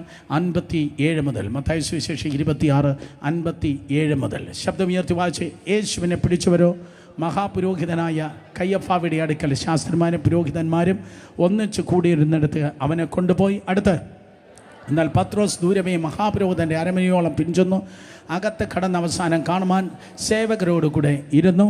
പിന്നെ മഹാപുരോഹിതന്മാരും ന്യായവിധ സംഘം ഒക്കെയും യേശുവിനെ കൊല്ലേണ്ടതിന് അവൻ്റെ നേരെ കള്ളസാക്ഷ്യം അന്വേഷിച്ചു. കള്ളസാക്ഷികൾ പലരും വന്നിട്ടും പറ്റിയില്ല.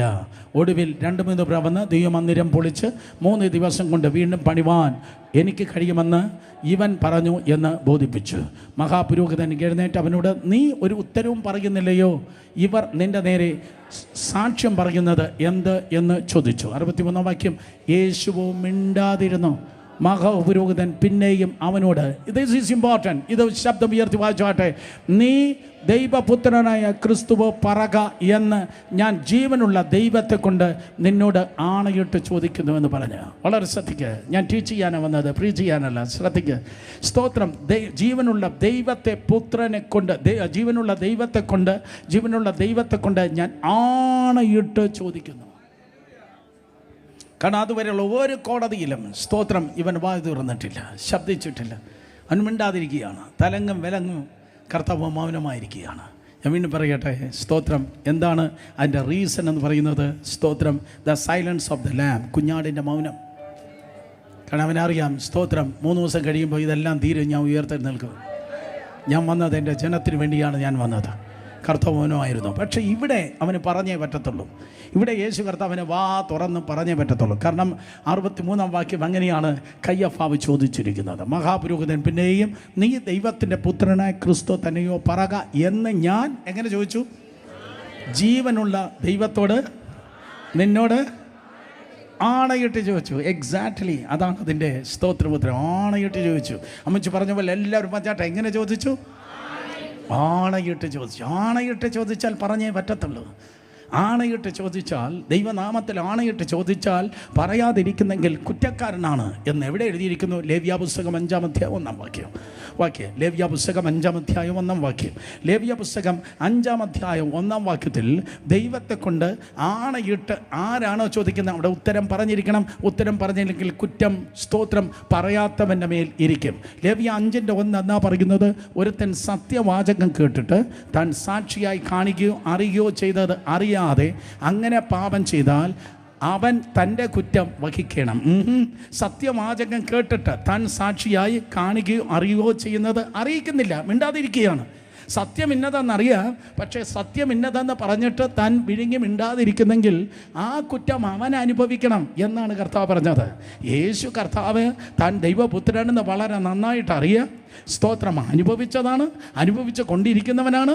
സ്തോത്രം വളരെ വാസ്തവമാണ്. അതുകൊണ്ട് അവന് മിണ്ടാതിരിക്കാൻ കഴിയത്തില്ല. കാര്യം എന്താ?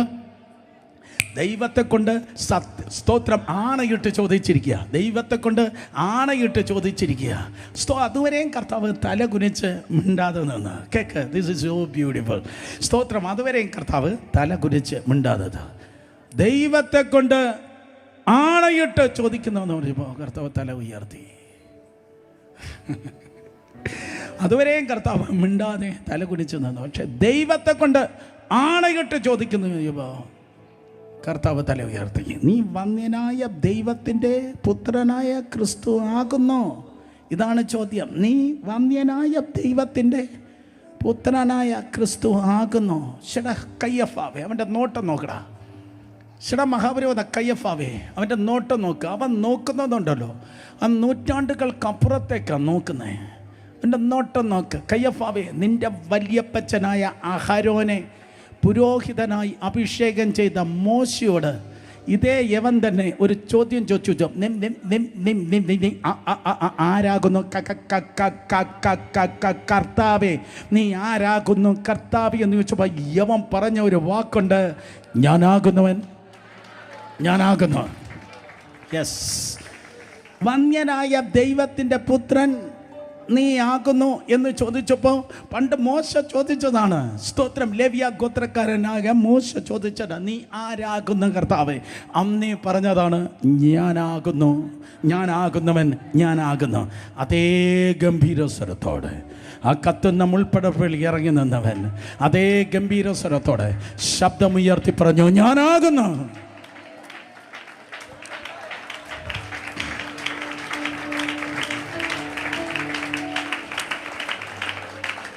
കയ്യഫാവിൻ്റെ കൊട്ടാരത്തിൻ്റെ ചുവരിൽ ആ ശബ്ദം തട്ടി ഇങ്ങനെ പ്രകമ്പനം കൊണ്ട് കാണും. കാരണം കാദേശ് മരുവിനെ നടക്കുന്ന, വനങ്ങളെ തോലുരിപ്പിക്കുമാറാക്കുന്ന, മാൻകുട്ടികളെ പ്രസവിക്കുമാറാക്കുന്ന ദൈവപുത്രൻ്റെ ശബ്ദം ആ അന്തരീക്ഷത്തിൽ മാറ്റൊലികൊള്ളുകയാണ്. ഞാനാകുന്നു. അത് കേട്ട് മതം വിറച്ചു. നിങ്ങൾക്ക് കാണാൻ കഴിയുന്നു, ദുർഭൂതങ്ങൾ വിറയ്ക്കുന്നത് നിങ്ങൾക്ക് കാണാൻ കഴിയുന്നു. ഇത്രയും നേരം ഇക്കിളിയിട്ട് ചോദിച്ചിട്ടിരുന്നത്, പക്ഷേ അവനെ ഇളകിയില്ല. അതവൻ്റെ സ്പിരിച്വൽ മെച്യൂരിറ്റിയാണ്. ഈ മെച്യൂർ ആയിരിക്കുന്ന ആൾക്കാർ ഒരിക്കൽ oh come on, help us, O Lord. Hallelujah. ഇളകത്തില്ല. അതുവരെയും ചോദിച്ചു, പക്ഷേ അവൻ അനങ്ങിയില്ല. പക്ഷേ ഇപ്പോൾ അവൻ ഞാൻ ആകുന്നു പറഞ്ഞില്ലെങ്കിൽ കുറ്റം അവൻ്റെ മേലിരിക്കും.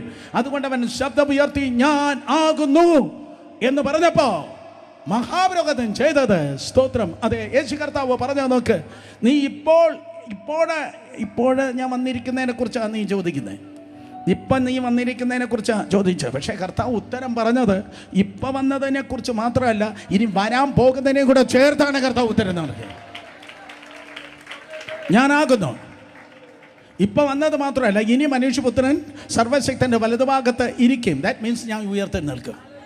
എടാ ഗുയെ, നീ എന്നെ തല്ലിക്കൊന്ന കല്ലറയിൽ വെച്ചാലും ഞാനവിടെ തീരത്തില്ല. നീ വയ്ക്കുന്നിടത്ത് ഞാൻ തുടരത്തില്ല. ഓ, ആരോട് പറയാൻ? നീ വയ്ക്കുന്നിടത്ത് ഞാൻ തുടരത്തില്ല, ഞാൻ ഉയർത്താൻ നിൽക്കും.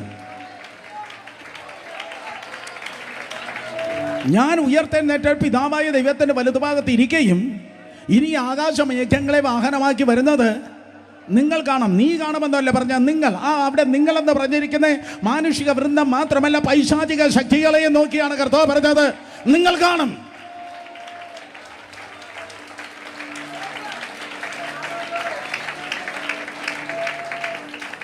സോ അത് കേട്ടപ്പോൾ ഞാനാകുന്നു, ഞാൻ ദൈവത്തിൻ്റെ പുത്രനാകുന്നു എന്ന് കേട്ടപ്പോൾ 65-ാം വാക്യത്തിൽ മഹാപുരോഹിതൻ്റെ ദേഷ്യം വർദ്ധിച്ചു. ചിലത് കേട്ടാൽ ചിലരുടെ നിയന്ത്രണം നഷ്ടപ്പെടും. കമാൺ, ചിലത് കേട്ടാൽ ചിലർക്ക് കോപം പെട്ടെന്ന് വരും. സ്തോത്രം. അവിടെ ഒരു കണ്ടീഷനുണ്ട്. മഹാപുരോഹിതനായ സ്തോത്രം അഹരോൻ്റെ 2 പിള്ളേര് ഒരു ദിവസം മരിച്ചുപോയി. മഹാപുരോഹിതനായ അഹരോൻ്റെ പിള്ളേര് സ്തോത്രം ഒരു ദിവസം മരിച്ചുപോയ നാദാബും ബാക്കി പറ അബീഹൂബും സ്തോത്രം മരിച്ചപ്പോൾ മോശ അവനെ നോക്കി പറഞ്ഞ ശക്തമായ ഒരു താക്കീതായിരുന്നു, ഒരു കാരണവശാലും നീ വസ്ത്രം കീറല്ല. മഹാപുരോഹിതൻ്റെ യൂണിഫോം നീ ഒരിക്കലും കീറല്ല. കാര്യം മഹാപുരോഹിതൻ്റെ വസ്ത്രത്തെ നീ കീറിയാൽ അന്ന് പൗരോഹിത്യം അവസാനിക്കുകയാണ്.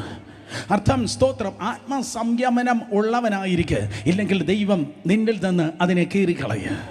സ്തോത്രം. അതുകൊണ്ട് അഹരോൻ തൻ്റെ മഹാപുരോഹിതൻ്റെ വസ്ത്രം കീറിയില്ല. അതെ, നിങ്ങൾക്ക് സ്തോത്രം ലേവ്യ പുസ്തകത്തിൽ നിങ്ങൾക്ക് കാണുവാൻ ഗുണം കഴിയും. സ്തോത്ര സംഖ്യാപുസ്തകത്തിൽ കാണാൻ കഴിയും 16-ാം അധ്യായത്തിൽ മധ്യവും. സ്തോത്രം. അതെ, അഹരോൻ തൻ്റെ പൗരോഹിത്യ വസ്ത്രത്തെ അവൻ കീറിയില്ല. അഹരോൻ തൻ്റെ പൗരോഹിത്യ വസ്ത്രം കീറിയില്ല. പക്ഷേ ഇവിടെ സംഭവിച്ചത് 65-ാം വാക്യത്തിൽ ഉടനെ മഹാപുരോഹിതൻ തൻ്റെ വസ്ത്രം കീറി. സ്തോത്രം. കയ്യഫാവ് തൻ്റെ വസ്ത്രം കീറി. ആരുടെ മുൻപിൽ വെച്ച്? യേശുവിൻ്റെ മുൻപിൽ വെച്ച്. ആരാണോ വസ്ത്രം കീറല്ലെന്ന് പറഞ്ഞത് അവൻ്റെ മുൻപിൽ വെച്ച വസ്ത്രം കീറി. റെഫറൻസ് ഞാൻ പറഞ്ഞുതരാം. ലേവ്യ പുസ്തകം 10-ാം അധ്യായം 6-7 വാക്യങ്ങൾ. ലേവ്യ 10:6-7 കർത്താവ് അനോയിന്റിങ്ങിൻ്റെ അല്ലെങ്കിൽ പൗരോഹിത്യ ശുശ്രൂഷയുടെ കണ്ടീഷനെ കുറിച്ച് പറഞ്ഞപ്പോൾ പറഞ്ഞു, പൗരോഹിത്യ വസ്ത്രം ഒരിക്കലും നിങ്ങൾ കീറാൻ പാടില്ല. നിങ്ങൾ പുരോഹിതനാണെങ്കിലും പ്രത്യേകിച്ച് മഹാപുരോഹിതനാണെങ്കിൽ ഈ പൗരോഹിത്യ വസ്ത്രം നീ ഒരിക്കലും കീറല്ല. മാത്രമല്ല നിന്റെ തലമുടി നീ പിച്ച് ചിന്തരുത്. ശവത്താൽ നീ അശുദ്ധമാകല്ല. കുറഞ്ഞത് 3 കണ്ടീഷനാണ് പറഞ്ഞത്. ശവത്താൽ നീ അശുദ്ധമാകല്, അതേ തലമുടി പിച്ച് ചിന്തര്, പൗരോഹിത്യ വസ്ത്രം സ്തോത്രം നിങ്ങൾ കീറാൻ പാടില്ല. എന്നാൽ നൂറ്റാണ്ടുകൾ കഴിഞ്ഞപ്പോൾ കയ്യഫാവ് ചെയ്തത്, അവൻ പൗരോഹിത്യ വസ്ത്രത്തെ അവൻ കീറി. പൗരോഹിത്യ വസ്ത്രം കയ്യഫാവ് കീറിയപ്പോൾ ഇസ്രായേലിൽ നിന്ന്, ലേവ്യ ഗോത്രത്തിൽ നിന്ന്, ഈ കയ്യഫാവിൽ നിന്ന് പൗരോഹിത്യത്തെ കർത്താവൻ കീറിക്കളഞ്ഞു. അതുകൊണ്ടാണ് ദേവാലയത്തിലെ തിരശ്ശീല താഴെ നിന്ന് മേലേക്കല്ല, മേലെ നിന്ന് താഴേക്ക് ദൈവവൻ കീറിക്കളഞ്ഞു. മനസ്സിലായവർ കരങ്ങളടിച്ച് ദൈവത്തെ സ്തുതിച്ചേ. മഹാപുരോഹിതനാകുന്ന കയ്യഫാവ് തൻ്റെ പൗരോഹിത്യ വസ്ത്രം കീറി. ഒരിക്കൽ കൂടെ ഞാൻ പറയാം. മഹാപുരോഹിതനായ കയ്യഫാവ് തൻ്റെ പൗരോഹിത്യ വസ്ത്രം കീറി. പിതാവായ ദൈവം സ്തോത്രം ദേവാലയത്തിലെ തിരശ്ശീല മേലെ നിന്ന് താഴേക്ക് കീറി. സ്തോത്രം. അന്ന് വരെയും ലേവ്യ ഗോത്രത്തിന് ഇസ്രായേലിന് മാത്രം അവകാശമായിരുന്നതായ ആ പൗരോഹിത്യത്തെ കർത്താവ് കീറിക്കളഞ്ഞിട്ട് യേശു കർത്താവിനെ ശ്രേഷ്ഠ മഹാപുരോഹിതനായി അവരോധിക്കുകയുണ്ടായി.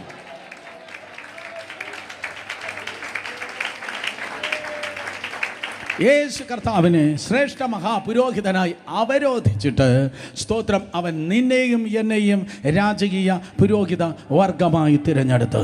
കേട്ടവർ 2 കരങ്ങളെ ഉയർത്തി ശക്തിയോടെ ഹല്ലേലൂയ. സോ 6 കോടതികളിൽ 5 കോടതികളിൽ 6 പ്രാവശ്യം മാറി മാറി വിസ്തരിച്ചപ്പോൾ തിരുവചനം പറയുന്നു, കർത്താവ് മിണ്ടാതിരുന്നു.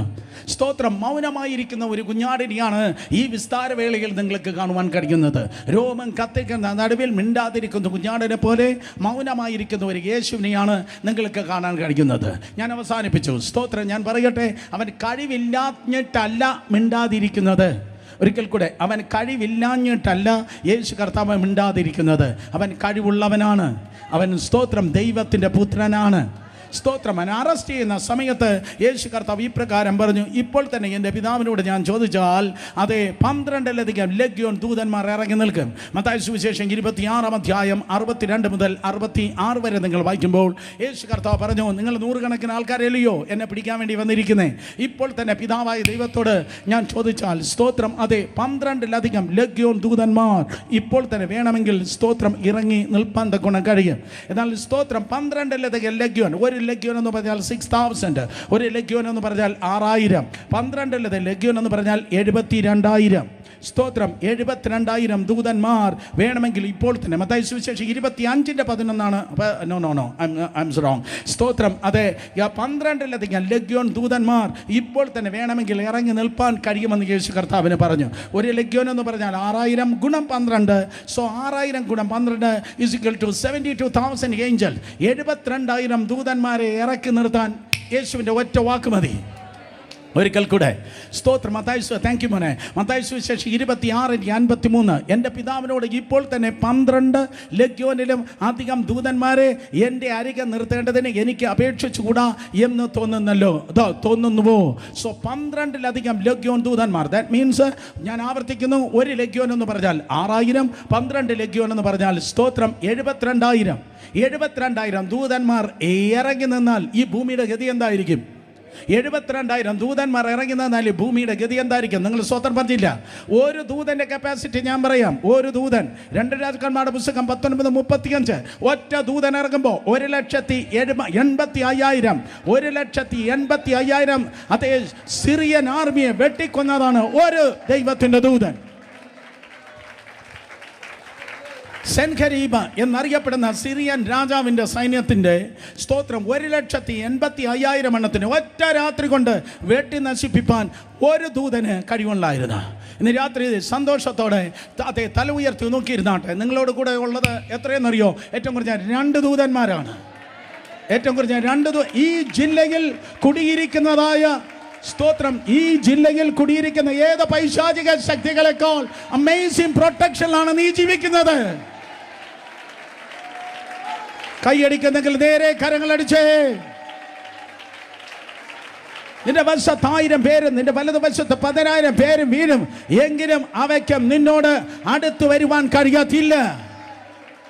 അത്ര ശക്തന്മാരെ ദൂതന്മാരാണ് ദൈവത്തിന്റെ കൃപയാൽ നിന്നെ പ്രൊട്ടക്ട് ചെയ്യുന്നത്.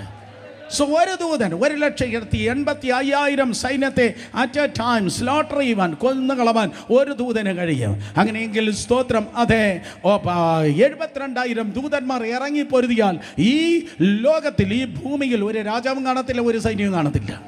2000 വർഷങ്ങൾക്കും അന്ന് അത്രയും ദൂതന്മാർ ഇറങ്ങി പൊരുതിയിരുന്നു എങ്കിൽ ഒരു രാജാവും കാണത്തില്ലായിരുന്നു, ഒരു സൈന്യം കാണത്തില്ലായിരുന്നു. യേശു കർത്താവിന് രാജാവായി സിംഹാസനം കിട്ടുമായിരുന്നു. എന്നാൽ യേശു ഈ ലോകത്തിലേക്ക് വന്നത് തന്നെ രക്ഷിക്കാനല്ല. യേശു ഈ ലോകത്തിലേക്ക് വന്നത് തൻ്റെ കസേര ഉറപ്പിക്കാനല്ല. യേശു കർത്താവ് ഈ ലോകത്തിലേക്ക് വന്നത് തൻ്റെ പേരുണ്ടാക്കാൻ വേണ്ടിയല്ല, തൻ്റെ ഭദ്രാസനത്തിനും സിംഹാസനത്തിനും വേണ്ടിയല്ല യേശു വന്നത്. ഞാനിന്ന് രാത്രി പഠിപ്പിക്കുന്നത് ക്രിസ്തീയ ശുശ്രൂഷ.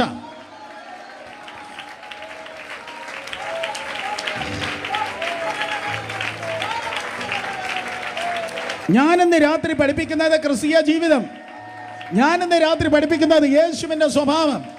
യേശു വന്നത് തനിക്ക് വേണ്ടിയല്ല, തൻ്റെ സിംഹാസനം ഉറപ്പിക്കാനല്ല യേശു വന്നത്.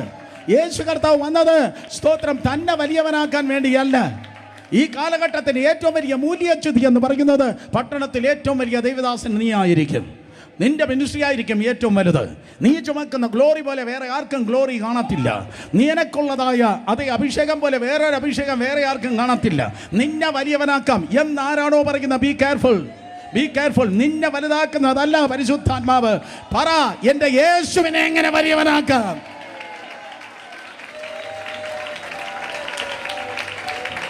എൻ്റെ യേശുവിൻ്റെ നാമത്തെ എങ്ങനെ മഹത്വപ്പെടുത്താം?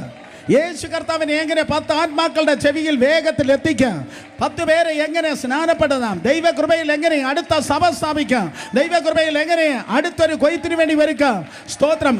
യഥാർത്ഥ ക്രിസ്തുവിന്റെ മനസ്സുള്ളവൻ പറയും, ഞാൻ കുറയട്ടെ, യേശു വളരട്ടെ. കമോൺ, അതിനെ കൈയടിക്കാൻ ആരെങ്കിലും ഉണ്ടോ?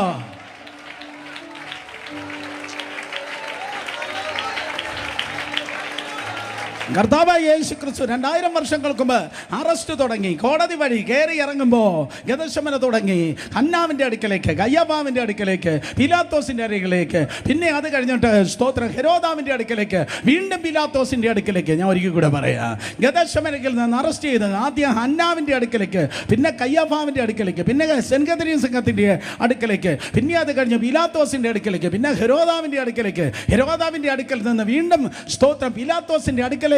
അതേ കർത്താവായ യേശു ക്രിസ്തുവിനെ കൊണ്ടുപോകുന്നതായ സമയത്ത് തൻ്റെ ഗുണ്ടാ സംഘത്തെ, തൻ്റെ ദൂത സംഘത്തെ ഇറക്കി. ഓ കമാൻ, തൻ്റെ ദൂത സംഘത്തെ ഇറക്കി. അവൻ വെട്ടിനിരത്തി, ബാക്കിയുള്ളവരെ വെട്ടിനിരത്തി.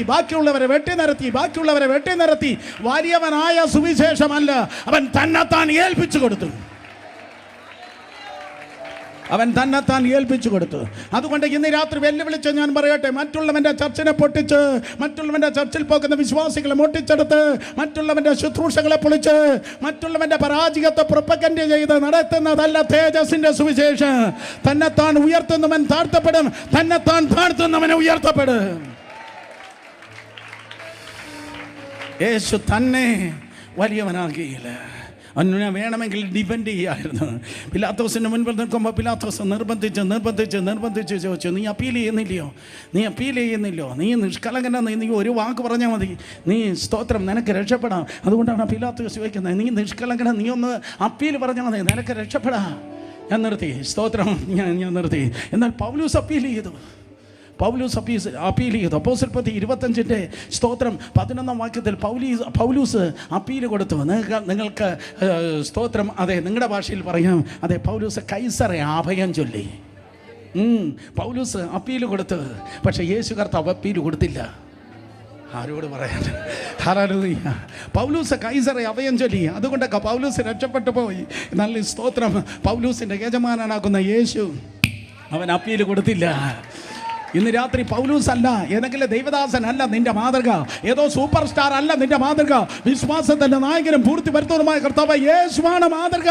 അവൻ മിണ്ടാതിരുന്ന കുഞ്ഞാടായിരുന്നു. നിന്റെ മാതൃക ഏതോ സൂപ്പർ സ്റ്റാർ അല്ല, ഏതോ സ്തോത്രം മാതൃക പുരുഷനായിരിക്കുന്നത് നിന്റെ പാസ്റ്റർ അല്ല, നിന്റെ പ്രവാചകനല്ല, ഏതോ സൂപ്പർ സ്റ്റാർ കച്ചവടക്കാരൻ, കച്ചവട മെന്റാലിറ്റി ഉള്ളതായ ദൈവദാസനല്ല. അവസാനത്തുള്ളി രക്തം വരെ തന്നെ മാനവജാതിക്ക് വേണ്ടി ഒഴിക്കുക യേശുവാണ് നിന്റെ മാതൃക.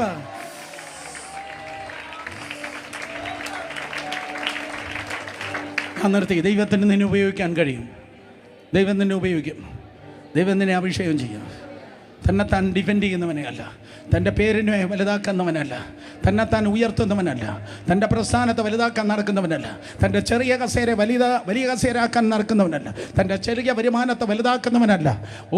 കുത്തക മുതലാളിയായി ആത്മീയത്തെ വിട്ട് സ്തോത്രം അതേ കോടികൾ സമ്പാദിക്കുന്നവനെയല്ല, പേരെടുക്കുന്നവനെയല്ല. പകരം കർത്താവിനെ ഉപയോഗിക്കാൻ കഴിയും. ഞാൻ പറയട്ടെ, ചത്തവനെ ദൈവത്തിന് ഉപയോഗിക്കാൻ കഴിയും. യേശു തന്നെത്താൻ ഡിഫെൻഡ് ചെയ്തില്ല. യേശു കർത്താവ് തന്നെത്താൻ രക്ഷിപ്പാൻ വേണ്ടി ആഗ്രഹിച്ചില്ല. അവൻ രോമം കത്തിരിക്കുന്ന നടുവിൽ മിണ്ടാതിരിക്കുന്ന കുഞ്ഞാടേനെ പോലെ വായ തുറക്കാതെ അവൻ മൗനമായിരുന്നു. സ്തോത്രം. യെശയ്യാ പ്രവചനം 53 അധ്യായം അത് 7 വാക്യത്തിൽ അവൻ മൗനമായിരുന്നു. 8 വാക്യത്തിൽ അവൻ അടക്കം ചെയ്യപ്പെട്ടു. ഞാൻ നിർത്തി. 9 വാക്യത്തിൽ അവൻ്റെ മരണത്തിൽ അവൻ സമ്പന്നന്മാരോട് കൂടിയായിരുന്നു. അവൻ്റെ മരണത്തിൽ അവൻ സമ്പന്നന്മാരോട് കൂടിയായിരുന്നു. അവൻ മരണത്തിൽ അവൻ തൻ്റെ സമ്പന്നന്മാരോട് കൂടെയായിരുന്നു. കേട്ടവർ ആമേൻ പറഞ്ഞേ. എത്ര പേർ ആമേൻ പറയുന്നു? യെശയ്യാവ് പറഞ്ഞതാണ്, അവൻ്റെ മരണത്തിൽ അവൻ സമ്പന്നന്മാരോട് കൂടിയായിരുന്നു. മരണത്തിൽ അവൻ സമ്പന്നന്മാരോട് കൂടിയായിരുന്നു. സഹോദരി സഹോദരന്മാരെ, കയ്യഫാവിന് മനസ്സിലായില്ല ഇതായിരുന്നു, ഹന്നാവിന് മനസ്സിലായില്ല. 6000 പരീശന്മാർ യേശുവിൻ്റെ കാലത്തുണ്ടായിരുന്നു.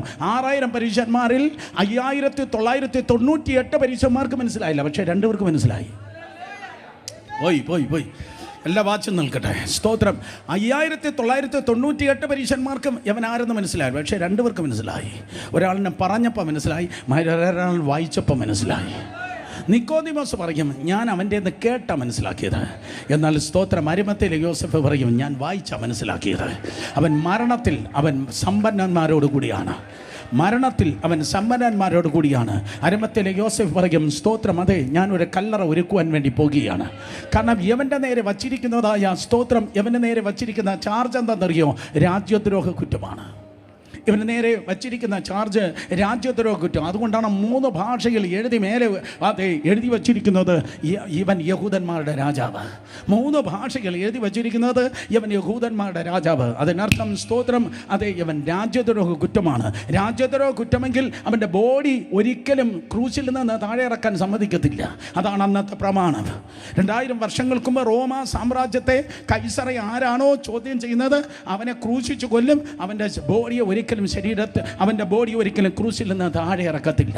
ആൾമോസ്റ്റ് സ്തോത്രം ഒരാഴ്ച അല്ലെങ്കിൽ 2 ആഴ്ചയോളം, ഞാൻ ആവർത്തിക്കുന്നു, 2 ആഴ്ചയോളം അവൻ്റെ ബോഡി സ്തോത്രം ക്രൂശിന്മേൽ തുടരണം.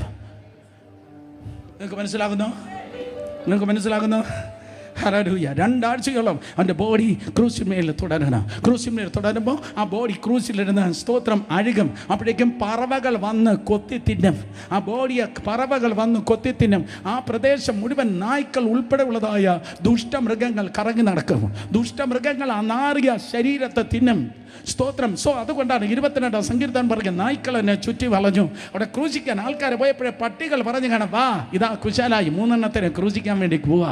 യവന്മാരെ അസ്ഥി ആകുന്നത് വരെ നമുക്ക് തിന്നാം. വാനത്തിൽ നോക്കിയാൽ പറവകൾ ഇതാ ചുറ്റി നടക്കുകയാണ്. സാത്താൻ പറഞ്ഞു, കൊണ്ടാടടാ, നന്നായി ആഘോഷിക്കാമടാ. യവൻ ജനിച്ചത് തുടങ്ങി നമുക്ക് തലവേദനയാ. ശുശ്രൂഷ തുടങ്ങിയപ്പോഴും നമ്മുടെ പ്രശ്നമായി. ഇപ്പോഴത് ആ സ്ത്രീയുടെ സന്തതി വന്നിരിക്കുക. യവനെ നമുക്ക് നാറ്റ കേസാകണം. ഇവൻ്റെ ബോഡി എടുക്കാൻ കഴിയത്തില്ല. ഇവനെ നമുക്ക് നാറ്റക്കേസ്. നിന്നെ നോക്കിയ പിശാച് അതാണ് പല്ല് വിളിച്ചത്, നിന്നെ നാറ്റക്കേസാക്കുമെന്ന്. പക്ഷേ ഇന്ന് രാത്രി ദൈവകൃപയാൽ വളരെ താഴ്മയോടെ ഈ പുസ്തകം ഉയർത്തി ഞാൻ പറയട്ടെ, ദുഷ്ടൻ്റെ ആശ നശിച്ചു പോകും.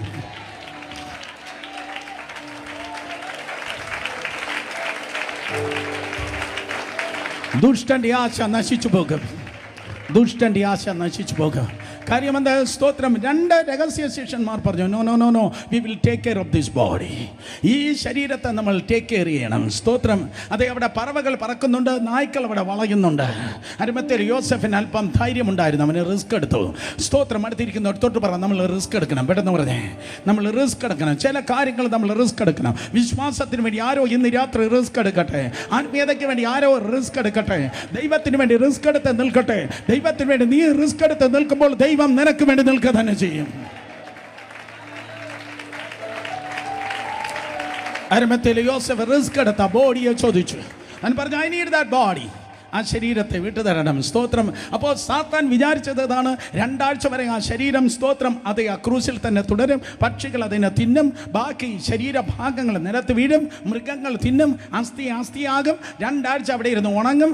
എന്നിട്ട് ആ ക്രൂശിൽ നിന്ന് ആ അസ്ഥി പഞ്ചരത്തിൽ എടുത്ത് ഹിന്നോം താഴ്വര എന്ന് പറയുന്ന ഒരു താഴ്വരയുണ്ട്. ആ താഴ്വരയിലേക്ക് വലിച്ചെറിയും. അവിടെ 24 മണിക്കൂറും തീ ഇങ്ങനെ എരിഞ്ഞുകൊണ്ടിരിക്കുകയാണ്. ആ ഹിന്നോം താഴ്വരയിലെ തീ യെരൂശലേം പട്ടണത്തിൻ്റെ അഴുക്ക് നിന്ന് കത്തുന്ന സ്ഥലമാണ് ഹിന്നോം താഴ്വര. ആ താഴ്വരയിൽ ഈ അസ്ഥിയെ എറിഞ്ഞു കൊടുക്കാം. അവിടെ കിടന്ന് ഇത് വെന്ത ചാരമായിക്കൊള്ള. യേശുവിൻ്റെ നാമത്തിൽ നടക്കത്തില്ല കുട്ടി, നടക്കത്തില്ല. ഇവൻ ദൈവത്തിൻ്റെ ഹിതപ്രകാരം നിന്നതുകൊണ്ട്, ദൈവത്തിന് വേണ്ടി നിന്നതുകൊണ്ട്, 100% ദൈവത്തിന് വേണ്ടി നിന്നതുകൊണ്ട് ഇവൻ നാറാൻ ദൈവം ഒരിക്കലും സമ്മതിക്കുകയില്ല.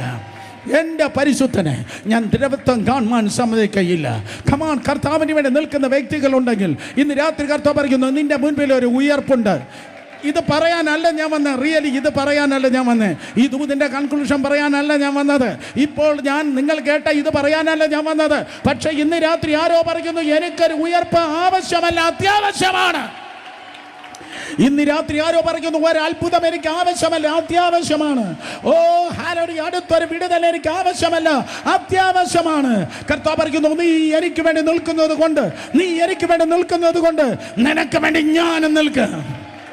നീ എനിക്ക് വേണ്ടി നിൽക്കുന്നത് കൊണ്ട് ഞാൻ നിനക്ക് വേണ്ടി നിൽക്കും. നീ നാട്ടക്കേസാകാൻ ഞാൻ സമ്മതിക്കയില്ല. ഇന്ന് രാത്രി യേശുവിന്റെ നാമത്തിൽ പിശാചിന്റെ ആ കൗൺസിലിനെ കർത്താവ് പിരിച്ചുവിടുകയാണ്. ഓ ഗ്ലോറി.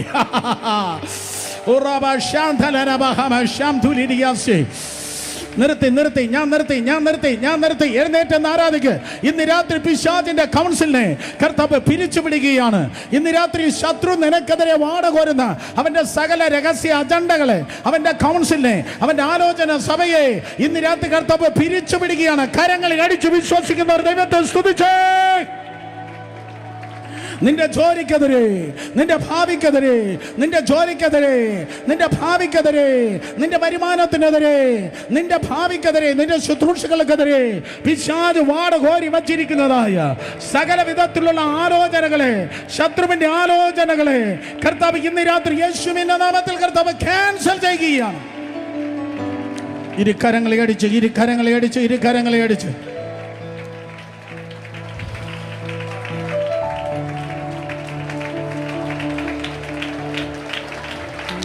In Jesus' name, യേശുവിൻ്റെ നാമത്തിൽ നീ മൗനമായിരിക്കുമ്പോൾ ദൈവം നിനക്ക് വേണ്ടി പ്രവർത്തിക്കുകയാണ്. മനുഷ്യൻ്റെ മുൻപിൽ നീ മൗനമായിരിക്കുക. ദൈവത്തിൻ്റെ മുൻപിൽ നിന്റെ ശബ്ദം ഉയരട്ടെ. കർത്താവിൻ്റെ സന്നിധിയിൽ നിന്റെ ശബ്ദം ഉയരുമ്പോൾ കാണുന്ന മണ്ഡലത്തിലല്ല, കാണാത്ത മണ്ഡലത്തിൽ ഏതൊക്കെയോ വ്യക്തികളിലൂടെ, ഏതൊക്കെയോ ജീവിതങ്ങളുടെ മറുപടികൾ, കരുതലുകൾ ദൈവം നിനക്കായി വെളിപ്പെടുത്തുവാൻ വേണ്ടി പോകുന്നു. വിശ്വസിക്കുന്നവരുടെ ശബ്ദം ഉയർത്തി ആരാധിച്ചു നിന്നേ. Hallelujah, hallelujah, hallelujah, hallelujah. ഈ തലമുറയിൽ നീ നാറ്റമില്ല, നീ ക്രിസ്തുവിന്റെ വലിയ സുഗന്ധം ചുമക്കാൻ പോകുക. ക്രിസ്തുവിന്റെ വലിയ സുഗന്ധം നീ ചുമക്കാൻ പോവാ. അവൻ മരണത്തിൽ തന്റെ സമ്പന്നന്മാരോട് കൂടിയായിരുന്നു. In the name of Jesus, അവൻ നാറാൻ തക്കവണ്ണം കർത്താവ് സമ്മതിച്ചില്ല. യെസ്, മൗനമായിരിക്കുന്ന നീ, ഹല്ലേലൂയ, മനുഷ്യന്റെ മുൻപിൽ മൗനമായിരുന്ന ഓലോല കണ്ണുനീരൊഴുക്കി കർത്താവിൻ്റെ മുൻപിൽ കാത്തിരിക്കുന്ന നീ നാറുവാൻ അവന് സമ്മതിക്കയില്ല. ഇരു കരങ്ങളെ ഉയർത്തിയാണ്. അങ്ങെപ്പോലൻ ദൈവമേ ആരുള്ളീ ലോകേ, അങ്ങിലല്ലാതെ വേറെയില്ലെന്നാശ്രയം. അങ്ങുൾ മാത്രം ചാരുന്നൻ പ്രാണപ്രിയനേ, അങ്ങു മാത്രമാണെന്നും എൻ്റെ സർവസ്വം.